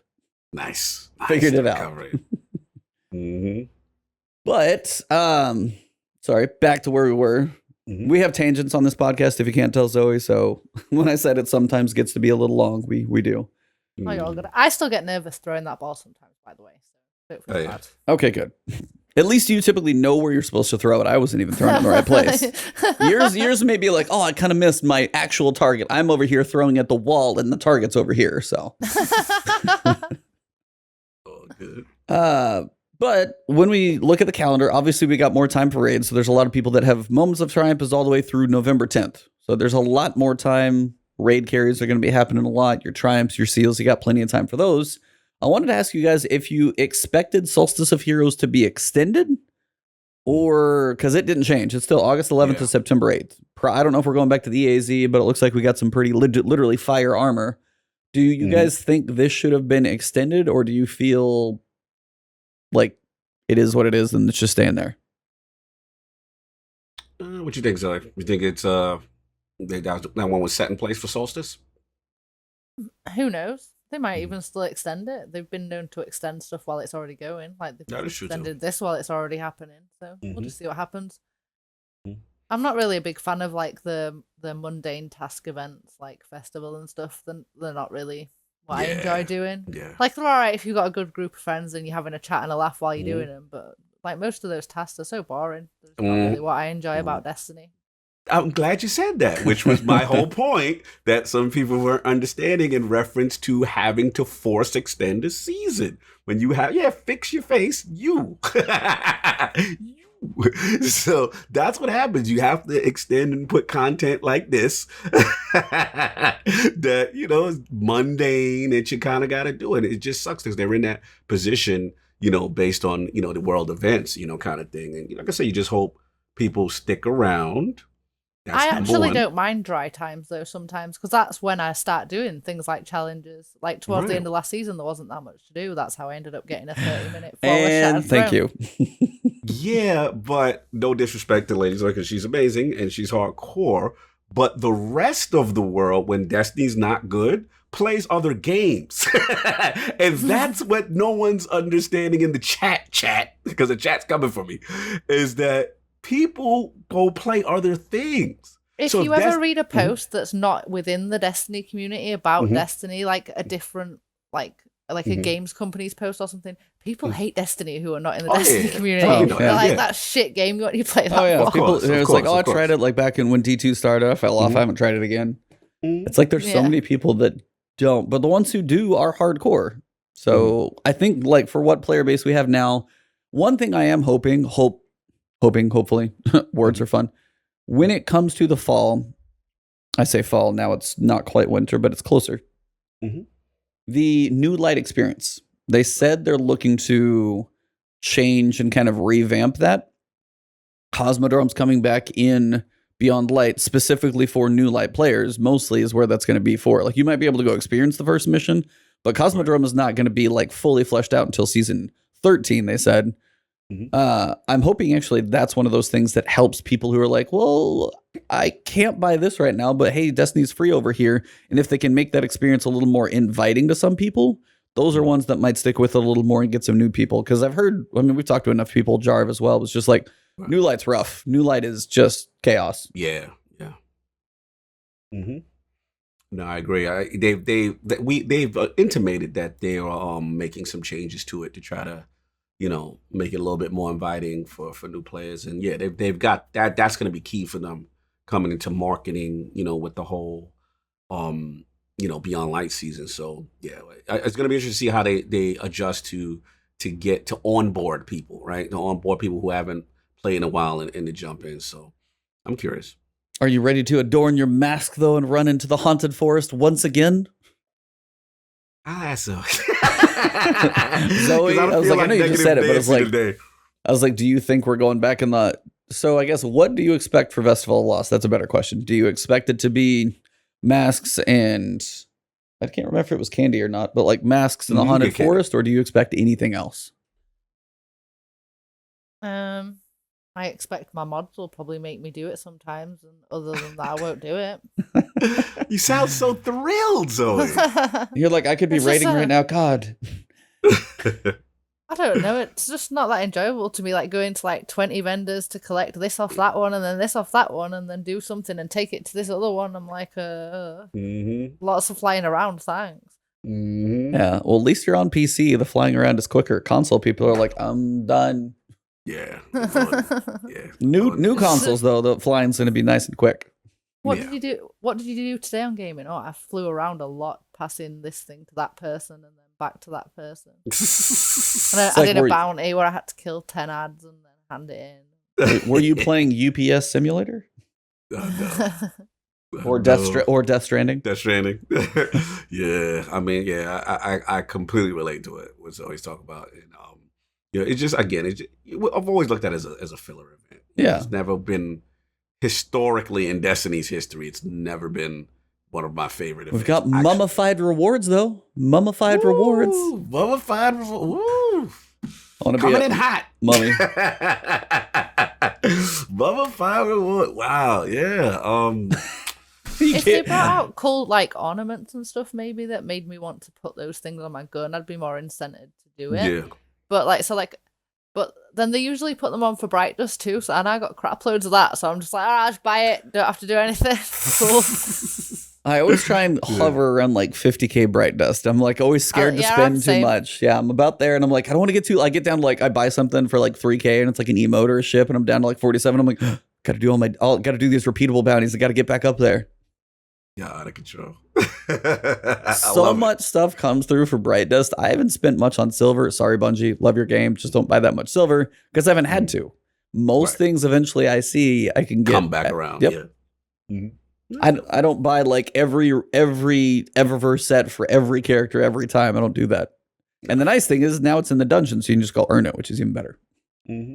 Absolutely. Though we know I only use Bright Dust. Sometimes if something cool comes out that chat really wants me to have, they'll send me silver because you can do that on Steam. Man, I've had some things with silver, but the community, Bright Dust. The community of lovelies there helping you out. But yeah, honestly, for me, I'm with you guys. Festival of Lost I have very low expectations for it because in the first place, it's going to be the Halloween event. And right now, during that window, they're doing nothing but Beyond Light stuff. Yeah, they're going to be like, okay, Haunted Forest, here's a couple candy bars, here's the auto rifle that looks like it glows again. Here you go. We're working on this. And honestly, I'm okay with that because, yeah, it's a little extra something to do, but Beyond Light's the big one. Beyond Light is their major... they have to nail that. Yeah, it's their major moment. I mean, we've had our issues with like weaponry issues that we've talked about. We've got like 4 planets are going away. We're losing the 5 raids that people are working on. The game's going through some big changes. We get new subclasses, we get a new planet, but there's some big changes. So I want that to be nailed. So yeah, Festival of Lost, I'm like, yeah, it's just going to be Halloween. It's fine. Just lets me play something else then, probably. I did want to ask you guys though. We know some activities they're going to have increased valor. They're going to have infamy. There are going to be some Iron Banner events between September and November. But they have one other thing. It says increased redacted. I wondered what you guys thought that could be. Any ideas, Zoe? You can see if you got any ideas on this one first. I don't really know. I gotta guess. I'm gonna say. I was thinking trials. What, like tokens or rewards or something, or something? I mean, because it's like, what other real event is there if it's redacted? I mean, well, they could have said trials. I mean, you could be like increased. I was wondering, like somebody I think in my chat said like increased exotic drop rate or increased material farming, or something along those lines, I guess, maybe. I mean, I don't have a ton of ideas either. Yeah, it's just interesting that they chose to redact that as if, it's special. Special, spoiling something, Yeah, I'm very interested because Valor makes sense. Obviously, Infamy makes sense. The vibe I was thinking was, another recently added Pinnacle activity. And the only thing I can think, well, Valor's Crucible, but What, I like don't know. increased trials, token drops, or Yeah, I don't know just why I was in thinking that that. realm? I mean, that was like the other one. It's either like Nightfall stuff, which they're gonna have Grandmaster Right. coming up anyway, which starts next week. Mhm. So you're gonna have longer to work on Conqueror, which I will say that's one positive thing since we get like 6 more weeks. I wonder how they Yeah. do the Grandmaster Nightfalls, because before it was Yeah. 6 or 7 weeks or something. And the last couple weeks you could pick all of them to like work through if you wanted to try and go for the title. Yeah. You're gonna have so long to up that season pass, like to get up to Right. 1080 or whatever, or Right. however high you need to get. Like Grandmaster and Conquer hopefully is more attainable for a lot of people this season because they have more time to go for it. Right. Actually, Justin made a good point, which is I'm leaning his way, which is he said it may have something to do with things towards the end of the season because you don't redact something unless you want to spoil it. So clearly something towards the end of the season that was planned that they don't want to tell us that maybe, like, put it this way. Remember how, like, when we did Season of Dawn, right? And towards the end, the Imperium Foundation came out, and then we had the Fractal line. Yep. So you can't say season of increased Fractal line at the beginning of the joint because then you spoil, what's that about kind of thing. So yeah, it's possibly, some build up activity. Maybe a community event could fill that space. Like they could That's do true. Like Yeah. they That's what I'm could thinking. do that and not announce it until close to the time. They don't normally announce community events until like literally we find out on the day-ish they're happening. Yes. You nailed it. Increased like public event contact blooms or Yeah. who knows? Like I will say if they're gonna do anything else Gambit related, which I don't mind the moats per se, but between the dungeon and the public event, the delay in picking those things up, it's worse, I think, in the dungeon. But I kill a guy, I'll watch the moats come up and go down, and they're still not mine, and then I got to run around and pick them up. So the moats themselves, I would love them to fix the networking on those. It's always a little annoying. Shout out, it's Witch Queen Cognito who made the name just for me. Yeah, seriously, like is that your better half over there? Clearly, Savathun Incognito. Yes, there's an emblem for end of season event in collection. Oh, so there we go. I didn't spot that one yet. Didn't spot that either. Good observation. Do 70 million contact public events? No. Oh no. Well, it is. I always wonder if they're going to do anything with that code because it says a pyramid scale when the ship arrives. I always wonder if there's the pyramid ships want something in perfect balance.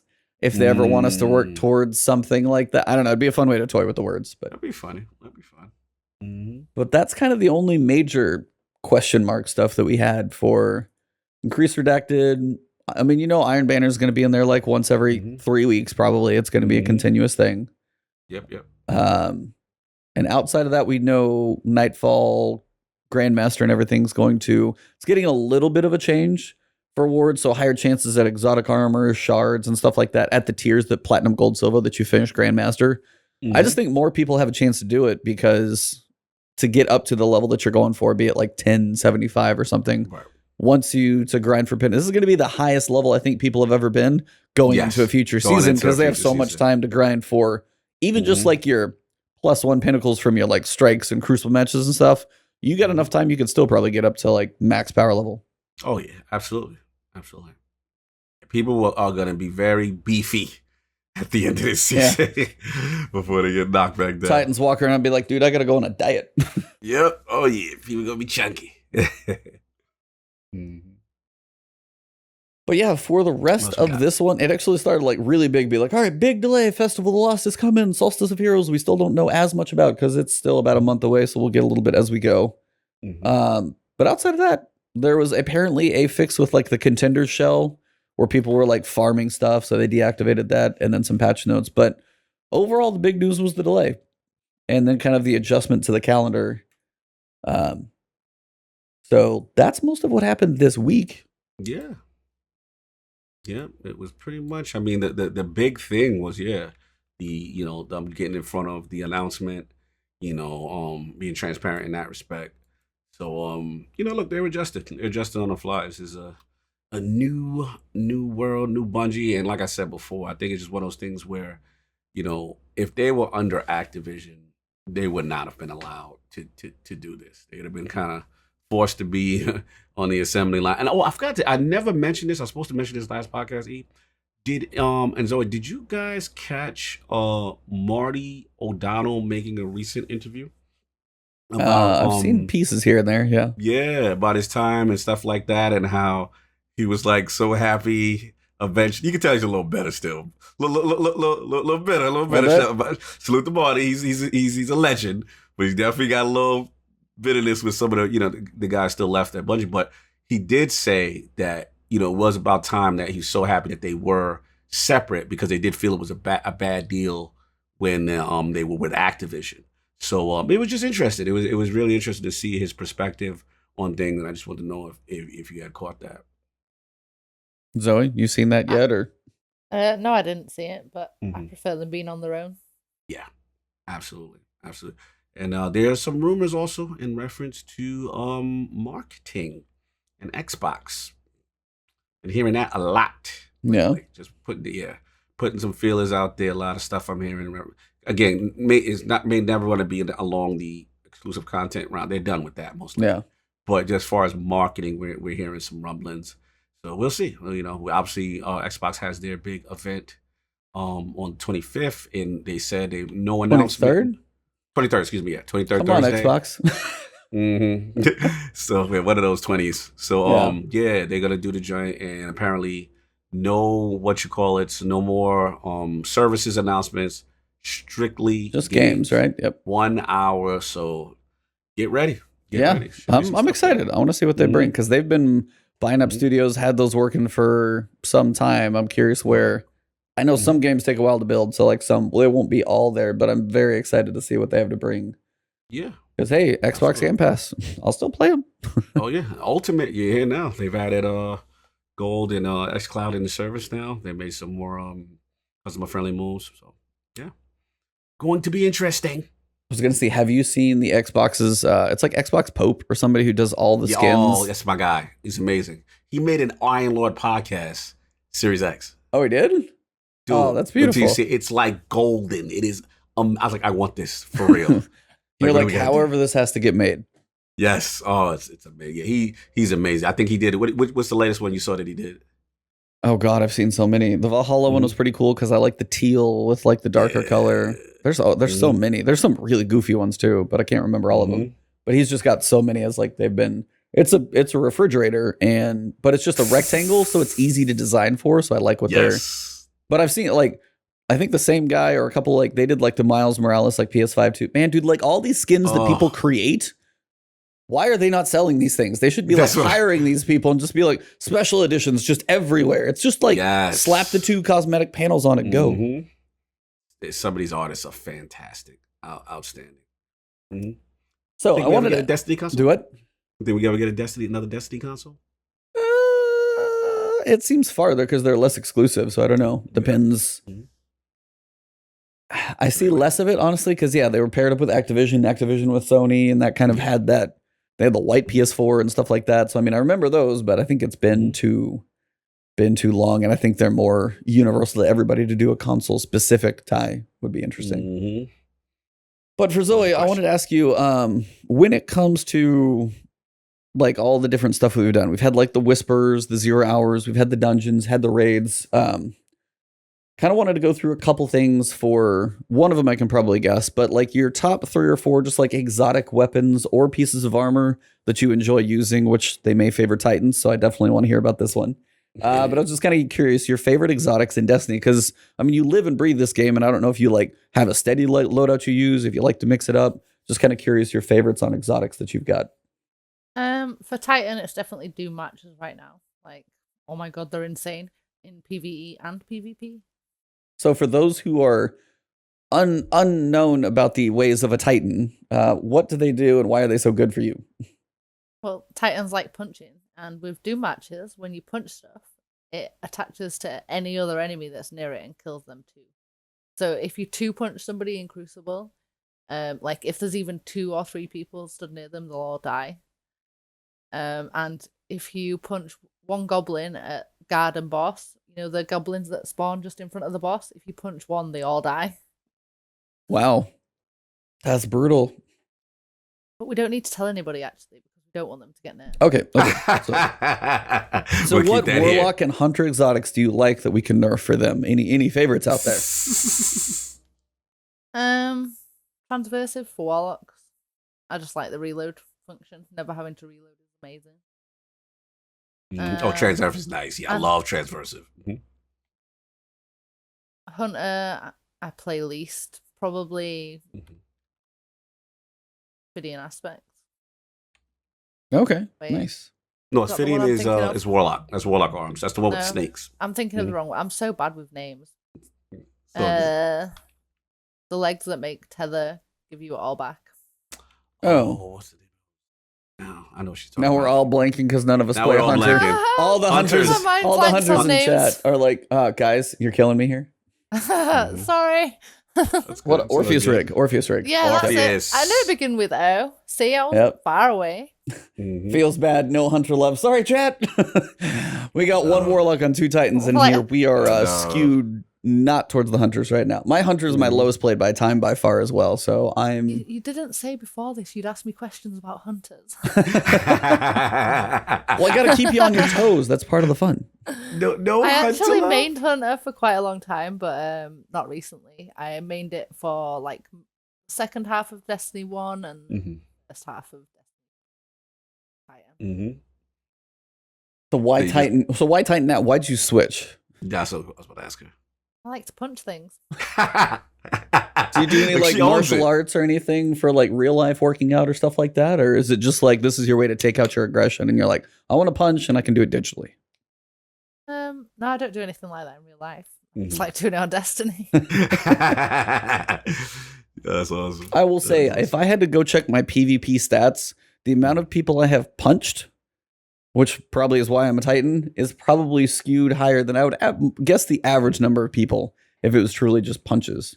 Now, you warlocks shooting all your abilities at our hand, that doesn't count. I'm talking about real man up punches. I've got a Oh, feeling Lord. my stats are probably higher than the average for sure. But at least I'm on the right class. Yeah, I mean, I get it. You feel overpowered. That's the class to take. Yeah. Say overpowered? Yeah, you know that. I'm literally just- trying to solo the dungeon right now, and it's the hardest class to do it on. I like how you use this anecdotal evidence, and that means everything for Titans so hard. Yes, continue. Devour is Here we honestly go. pretty crazy. No, it's good. It's good. It is. Warlocks are overpowered if any classes. Thank you. What? What was I'd this? I'd say warlocks, titans, and hunters. Okay. I'm listening. I'm getting my receipts. Continue. Yeah. Continue. The chat is going crazy. You literally can't die on a warlock. You literally can't die. Oh, except when you try and jump. Thank you for that, Zoe. I see. We here now. Now we here. Come on, dude, you are so trained in the floof game that should not be slowing you down. No, I am much better on warlock jump since trying to use it. The only thing is, if you get that momentum going down, and there's you're just done. nothing you can do to bring it back. There's nothing you can do. Yeah, you're done. I've been going through the ribbons and falling off just for a second, and it's and I can come back. If you're on that downward trajectory on a warlock, you may as well just wave up and be like, "See ya." Yep. I'd be more impressed seeing somebody survive a bad warlock jump than most other things in the game. Thank you. I tell people the descent, fine.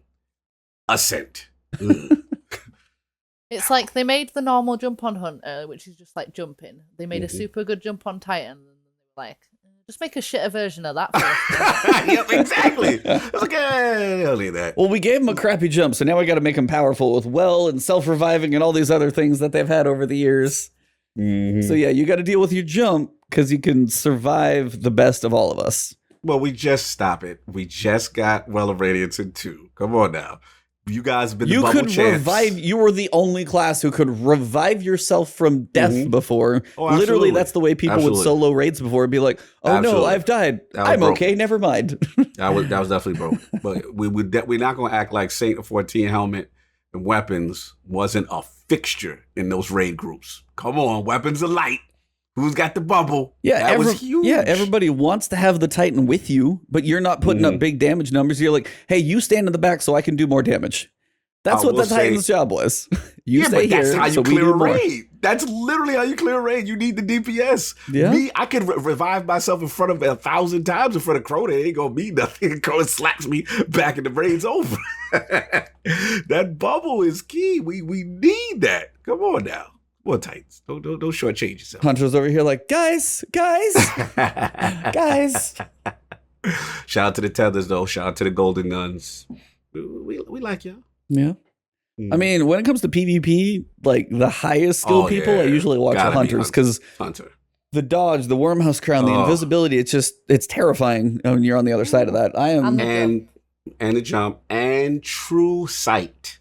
Oh, Let's God. start exposing some things, Hunters.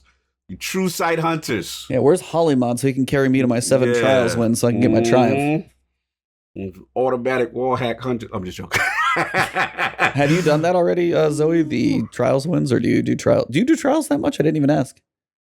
I've got unbroken and flawless title. Is there anything you're not good at in this game? The answer is no. Actually, I'm pretty sure it's just nope, good at everything. I played with friends who are very good. So Nice. can't take all the credit for those. Also, I'm gonna get the 7 wins for this triumph, but I haven't got them yet. I haven't even tried. It's like really hard to want to go into trials. On PC. Cheaters right now. Yeah. I think it's going to be like, if I can get a win on a card, I'll reset it and just be at the bottom of the card until I can get my 7 wins. I'm glad it's 7 How many wins. other people are going to be doing that as Oh, well? I know. Hopefully it's just a decent amount of RNG. I need to do it soon before the people start falling out of that pool, though. Have you played definitely trials at all? same. Have you jumped into trials? No, I've not. Yeah, What's the I point figured. though? We got flawless title last season and they didn't even change the name of it. What reason have we got to go into trials this season point. at all? Same gear, same title. Yeah, good And then point. that's same thing in cheaters, season I ain't 12. going there. Yeah, good point. They said they would need more time to get that stuff rolling. Yeah, all what the changes they need to season make. 13 They is need the adept weapons again. Like, Yes. and I want the weapons to be overpowered for PvE, so that people have to go play trials for the best PvE weapons, and then I want some of the best PvP weapons. Not all of them, obviously. Right. I'd like there to be multiple places to get good stuff. Right. But like in general, I want like a really good PvP weapon in a raid, so then that PvP people raids. It's just I like it when the community interlocks like that. Yeah, absolutely. I agree. I like that a lot. We had it for a while. We're Revoker, Mountaintop, Recluse.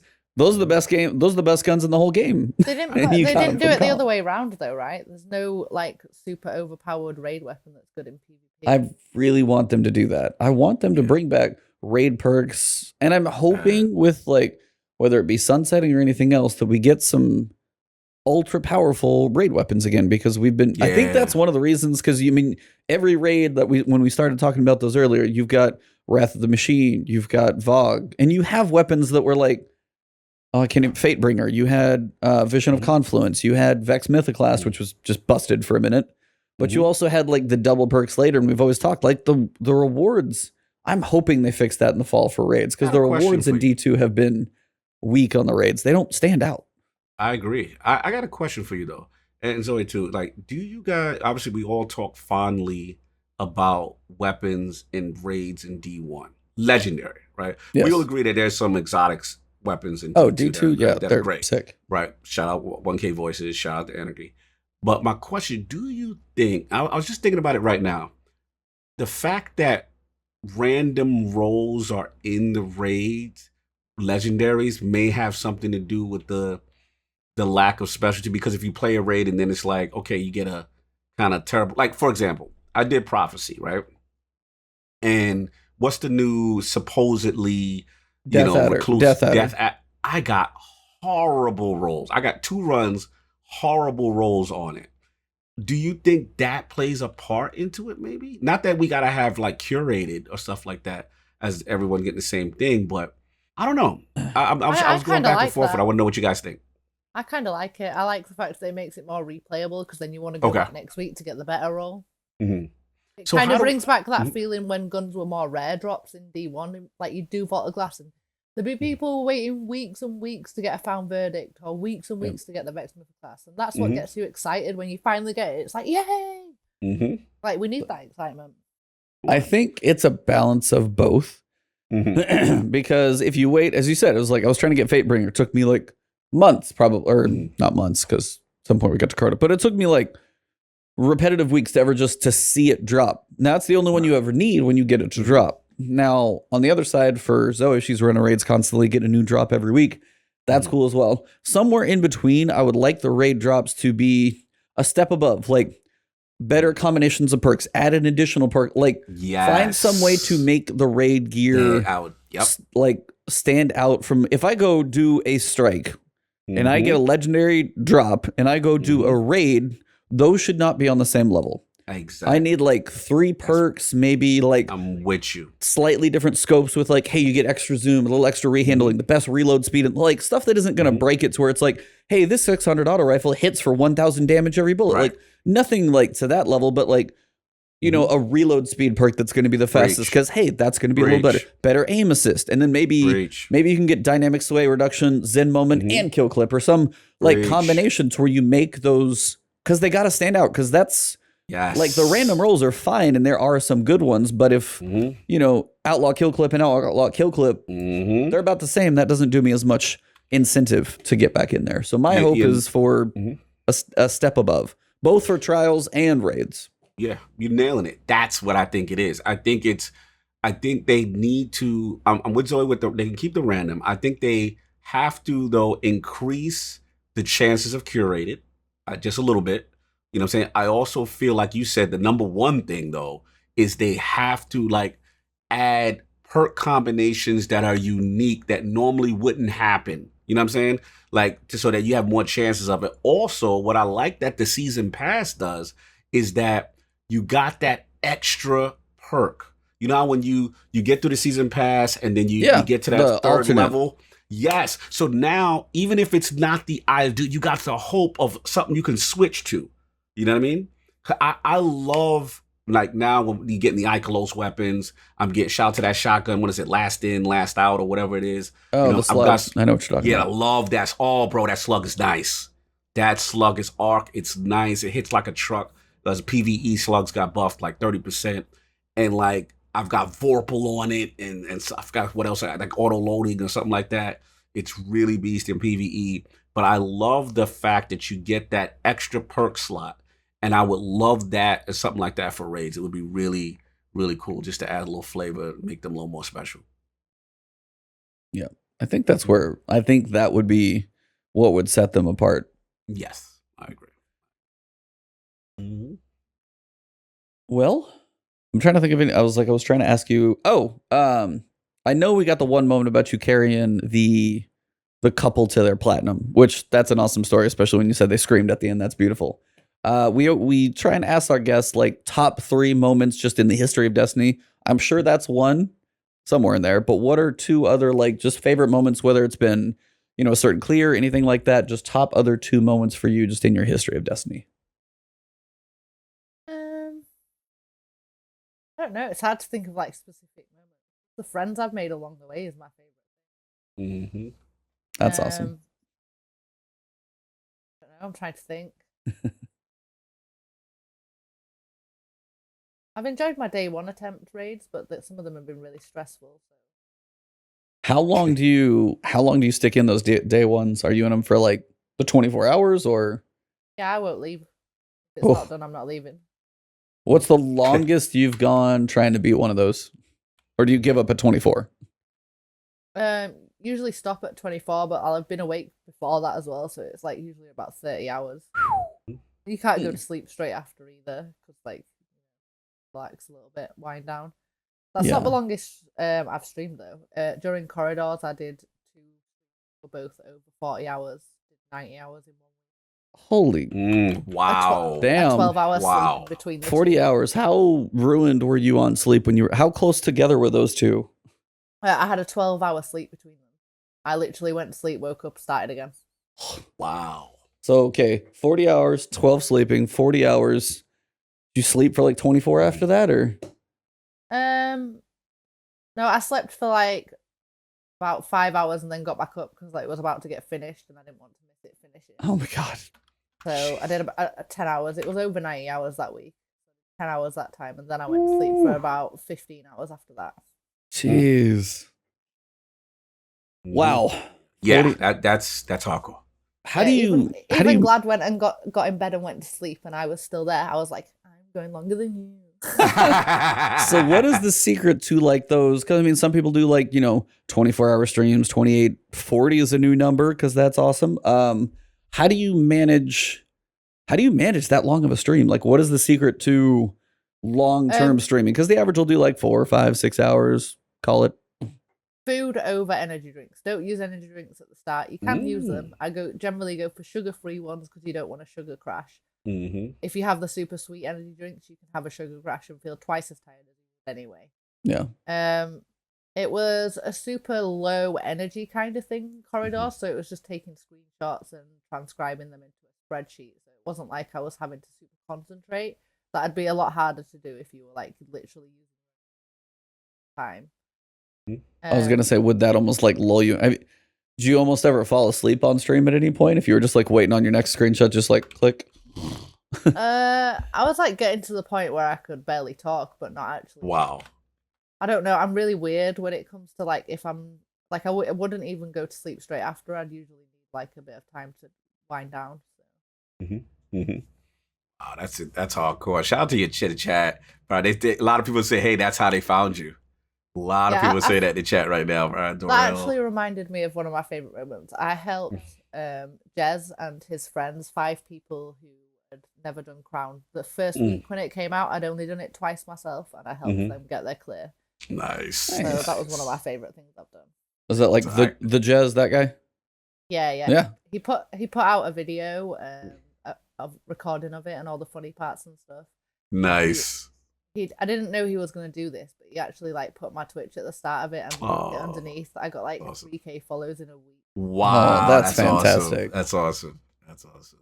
And that's those are moments. Yeah, I was gonna say that's kind of the final thing I wanted to bring up for you. You like from the questions we asked you before, you mentioned it multiple times, and obviously stuff like that. Just we talk about the community sometimes as well as just like a unique piece to this whole game that we're in. And it sounds like that's the biggest piece for you. So it's like, have there been any like community moments for you with yours? Any crazy things that have gone off? Like I've seen people get like crazy sub trains, or as you said, 3,000 followers from a video. Like any big community moments that just make you. I mean, you're already like locked into the community, but there's just like cemented to be like, this is like my favorite place to be. They do that all the time. I don't really think that's anything to do. Like I've had some crazy sub moments, but I wouldn't say they made me feel more part of the community. When that time I was just saying about when Glad fell asleep, his community came over to my chat and we went on over a 500 sub train. That was insane and made me cry and stuff. But like the community makes me feel part of it just by being my friend, not really by giving me anything. Nice. That's awesome. Like, awesome. Yeah, it's I mean. Cognito and I literally met because of this game because we're crazy and we went to Guardian Con and stuff, and it's I've made better friends through this game than I've ever met in real life. Where I've recently moved, so I'm much happier where I am now. But where I used to live, I didn't feel like anybody where I lived thought the same as me. It was a very different type of area, and I felt like I finally found people who are like who think the same and who I can get on with. Like my community is not just people who watch my stream. They're also people who could call me at 2 o'clock in the morning if they were having a problem. Like they're all my actual friends. That's awesome. So yeah, and that's the thing about Destiny, which makes it so special. You know, it's just one of those things that you can't discount. This community, the friendships that are made, you know, the connections. You meet people, and it's just something about this game. That's that hook. You know, it is the friend game on a lot of levels. It truly is. And just the cooperative stuff, challenging stuff, and just, you know, being able to take those friendships on and grow them from outside of Destiny as well. And then meeting those people in real life and getting to hang out with them too. I've been to the last 3 Guardian cons and they were all amazing. Nice. Oh, you were at the one last year? 20. Yeah. Oh man. Yeah, we were there. Like, man, what Rosen Shingle Creek. Yeah. So there was a huge party the day before Guardian started. Con started at a pub that everybody went to. Like Glad and all that were there. Me and Tamsin and all that were there. That was my birthday party. Oh wow! Oh wow! That's what's up. That's awesome. Nice. I think I ended up going to, was it a karaoke bar? Yeah, we went to a karaoke bar. I'm gonna say Fallout. Yeah, Mylan Fallout and was there. Pino, and yeah, there were some out there for sure. Yeah. Yeah. We missed the Mhm. birthday party invite, but now we're gonna have to Oh, give you I a happy missed it birthday. too.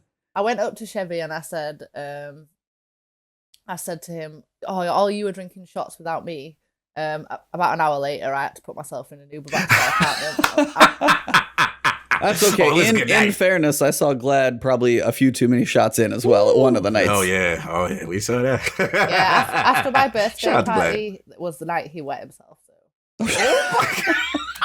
Didn't know that one. That- Dropping that- the that's news all nuggets over right Twitter. here. It's all over Twitter. Like there was pictures of him in bed. He was in. Oh, I think I remember a the Mr. bed. I didn't know he Incredible did that. bed. Though. I remember like just him sleeping. It looked like ridiculously cozy and like some like red pajamas or something. I think or something. I'm done. Yeah, it was all over Twitter. Shout out to Glad, dude. That's the whole. Oh, man, we gotta get him on here He's at some amazing. point. He is amazing. He's just a normal, nice guy, honestly, and he can party harder than most people. Yes. Yeah. That keto diet's paying off well because that man can apparently drink with the best of them. So Yeah, absolutely. Learn more every day. now Guardian Con though, I think I haven't gone to like because I mean Cognito's been to like E3s and stuff like that. So he said those Guardian Con's like my first real like coming together over one thing convention major that I've really ever done. I did it in 16 when I met you, and then 19 was the big one at Rose and Shingle Creek. If hopefully, cross our fingers, we get our act together over here next year, hopefully when we get to do that, especially doing the podcast, having awesome people like you, I cannot wait. I'm going to go broke buying people drinks or just honestly shaking hands and saying, hopefully we can shake hands. But like seriously, so many amazing people in this community that I'm going to spend 2 days just saying hello and talking to people just to say, hey, I can't. And that's so amazing for people that we meet online. And we're so excited to just do that. Absolutely. It's like something you never experience anywhere else because you're never going to have that many friends in one place at the same time. It's like I literally feel like I've got 200 friends in one place and we all go partying together. It's crazy. Yeah, it's awesome. It's like it's like a fraternity. It's so cool. And then like now like what he said is just like doing the last word, getting a little bit of growth and stuff like that. And now having, you guys on now putting the face to the name and that like the connection now and then you meet them in real life and you're like, okay. And I think that was what I was looking forward to the most this year because a lot of people, because I'll be like, I'm still fairly like, he knows more than me, as far as people in the community, you know what I mean? I'm still getting ingratiated with a lot of people. You meet people you don't know online already too. That's what's really funny. So I actually met 2 of my closest friends now at the first Guardian Con I went to, and I didn't know them online before that. So I met them in real life at the convention, and then now I've been friends with them online for years. Awesome. Yeah, this guy and I handed each other business cards 3 years later. We're still doing a crazy podcast. So yeah, man, 2016. That's literally how it went down. It's literally the birth. Were you at that Guardian Con, the one with the tournament? Yes. What? Oh, Yep. Yeah. That's the first one I went to. Yep. 2016. I missed 17 and 18, then we did 19 as the and return. I did 2016. I went 2017 solo, and then because 2017 that's when I met Cactus. That's when I met Cactus for the first time, and then 2019, 2018 I skipped with you as well, and then 2019 we went. Yeah. So I mean, I can't wait to get back. It's gonna be so much fun. I mean, that's kind of as you said. It's like I've always been one of those people who have a very, very small group of friends. Like I'll hang out with like 1 or 2 people, or I have like 2 couples that we hang out with and stuff like that. And that's kind of what you describe now. It's like when we go back, it's like 200 like people that I know, and even more like awesome people. Meeting the Bungie devs was awesome. Meeting, like talking with them for a little bit, and just like so many people you meet, and it's like everybody. I think everybody was like the nicest people I've ever met in the entire convention. It's like such a positive and awesome place, and I don't know. It was a bummer to be missed, but I think next year is going to be so much more special. It's gonna be it could be like 3 days, and it's not going to be long enough next year. It's going to be crazy. It's going to be. Oh, we usually go for like at least a whole week because we see people before and after the event to do other things like go theme parks or go shopping, just hang out. Yeah, we did Orlando. My wife and I did the Harry Potter stuff at Orlando for one of the days, and another we just like sat around the pool. But now I'm going to be dragging my wife to meet all these people. Like, who are all these people? I don't know them. I'll be like, you're coming too. Awesome. Couple of drinks, meet some people. Oh, it's gonna be. My I wife call it actually that. had the. Oh, go ahead. No, she had a great time, right? She had a great time because she was. It's hilarious. It's like I don't know what it says about me, but honestly, it's a weird story because every time I tell this, I'm always like, it doesn't make me come off in the best light. Like, I love my wife. We have like a great relationship. We do. But I was like, between her with like work and the dogs and just like whether, we're both cancer, so we can never decide anything anyway. But it was me at the convention for like 2 days. And she was just like, she wasn't at home, no dogs, no work, no nothing. And she was just like, she woke up, got a nice little breakfast. I'd have breakfast with her. And then she'd be by the pool, go order a couple drinks, go have some sushi. She felt like so relaxed. She's like, it was one of the best like vacations she's ever had because she had to care literally about nothing, and including me, which is always the bad joke. But it's just like she enjoyed just like the chill place at Rose and Shingle Creek out there. And then I'd like try and grab her for dinner and stuff like that because she's not into it and everything. But yeah, it's like if I could ever get her into it, but I don't think I could ever turn her into a gamer at this point in her life. I think you have to explain like the hotel though, why it would have been so good because it's not just a normal average hotel. It's a fucking mansion with a convention center on the side. Listen, Zoe, I call it the Leviathan of It's hotel. fucking huge. And it doesn't end, and then it goes underneath and up as well. Like we didn't even see half of it. There was a whole other side that we were in. There was like the TennoCon, and there were 2 other like conventions we weren't even part of. Conventions going on. Like this thing, like you literally do not have to leave this estate. Like it is humongous for anyone in the chat who is not going to GCX. Rosen Shingle Creek is the Leviathan of hotels. Like it's the all-inclusive everything. They have a golf course on this thing as There's well. even alligators guarding it. Yeah. There's a moat. Yeah. There's a moat. There's a steakhouse down the walkway. You got like the sushi bar. Some amazing burgers, by the way. I know that's like, oh, yeah. Those were solid burgers. The bar was right there, Mexican restaurant, all like Eat Alley at the convention down there, the buffet, like multiple pools. I mean, that was outside seating areas with rocking chairs. Yes. Did you stay at the hotel, or did you do like an Airbnb with friends or something like that? We had an apartment across the road. Okay. So we were literally, but it was so hot during the day, we'd get a taxi over from across the road because there was that big drive and walking up there, you'd be sweating by the time you got that's a inside. long drive. Yeah, that's not even remotely close to a road. I'd walk home on a night because it was literally not even a 10-minute walk. But it was too hot during the day to walk. We'd get taxis during the day and walk on a night. It was funny. Oh, when my wife and I were in Orlando, we made it to about noon or 1 o'clock, and we had seen the 2 Harry Potter sections of the park. We both kind of looked at each other and were like, "You done?" Yeah. There's a swamp going on in all my clothes right now, so we got to get out of here. So. Yeah. It's so weird being in Florida for me as an English person. It's very strange that you go inside to get cold and outside to get warm. Yes. Yeah. It's not the way it is here. Because you guys don't have air conditioner. Typically, most of you don't, right? No, we don't have air conditioner at all. Like maybe some stores like have a big fan on your way in or something, but that's about it, really. No, like I said, I tell the chat. I mean, guys, if you're a Destiny fan, it is one of the most fun experiences. And then the cool part about it is just it's so big, the randomness. Like you could be going from one location. Oh, there's Dado. Oh, there's Deej. There, like you're literally seeing everyone, and it's just huge, and everybody's Destinied out. It's just so much fun. Like I cannot describe it. Too. You can talk to all the people who stream who you think are this person or that person. You walk up to them and have a normal conversation. Normal conversation. Normal people.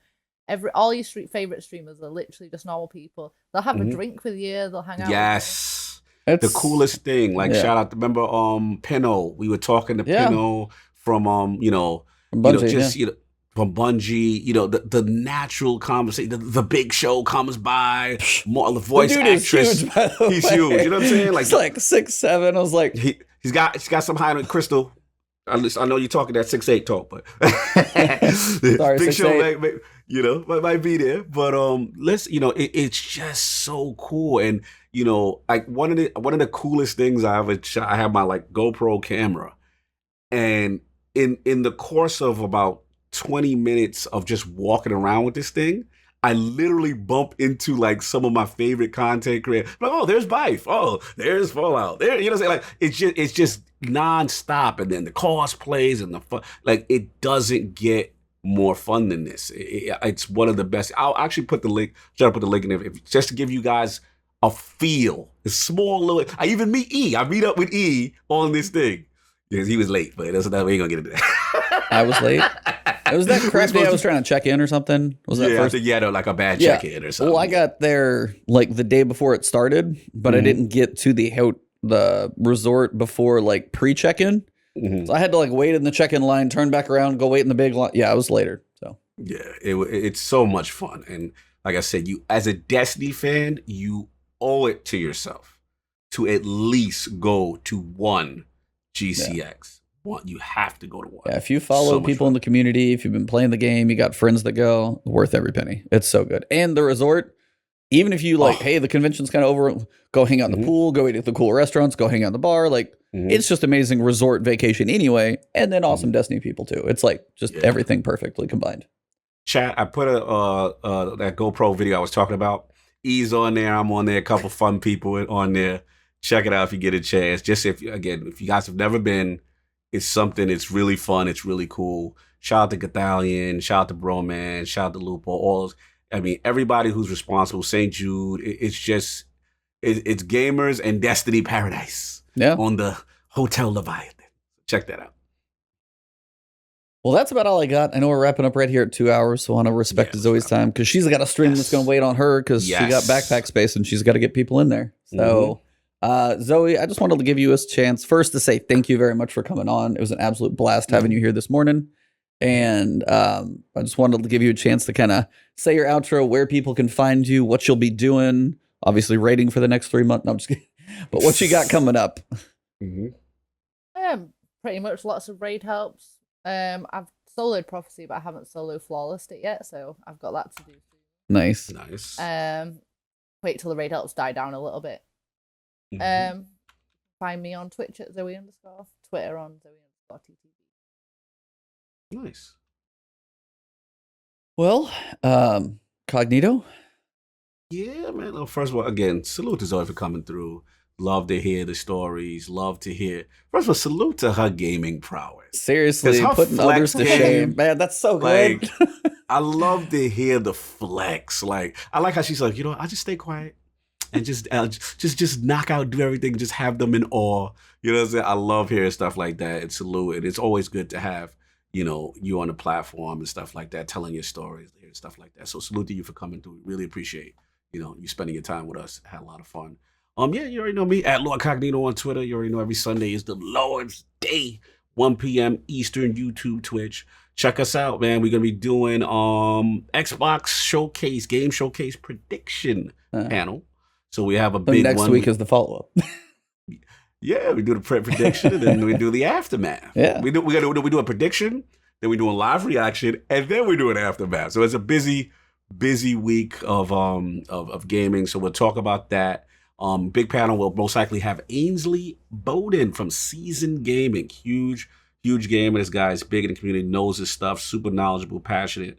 We'll also have Tim Dog, resident Xbox aficionado, and one of the up-and-comers, Incepted Ghost. He's a big Xbox guy as well. So we kind of do like a little Xbox panel. We do these little pre-show things. Unfortunately, there's no E3 because normally we'd have like a PlayStation show, an Xbox show, and a Switch show, but no E3. So you just got to kind of scatter it around. So check us out Sunday, 1 p.m. Eastern, Lord Cognito on Twitter, lordsofgaming.net.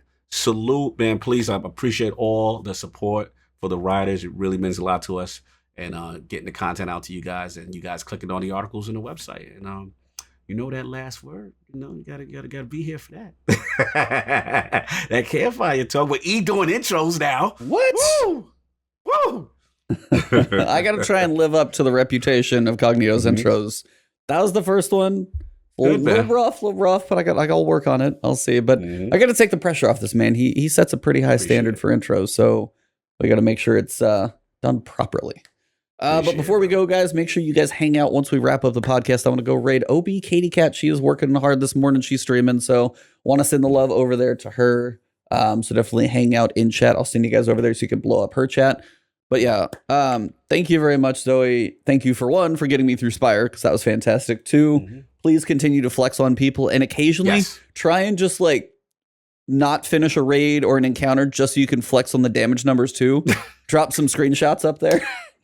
Just so we can. You'd be like, oh no, we failed the encounter. Huh, I have all the damage. It's so weird. I've definitely never thought that while I was watching. Oh, you so have to do that. Please do that at some point. Like somebody's talking smack and you just go in there and be like, well, I got like 90% of the damage. Where you at? That would be so beautiful. But yeah, so thank you very much. And then Zoe, like when we wrap up, we always try and say the last word together. Don't wait on me. As soon as I give this little pause, it's going to be up to you. So, well, thank you guys for hanging out. It's been episode 112, July 17th. This has been amazing. Zoe, thank you for coming. And for this episode, it has been the last word. Last word.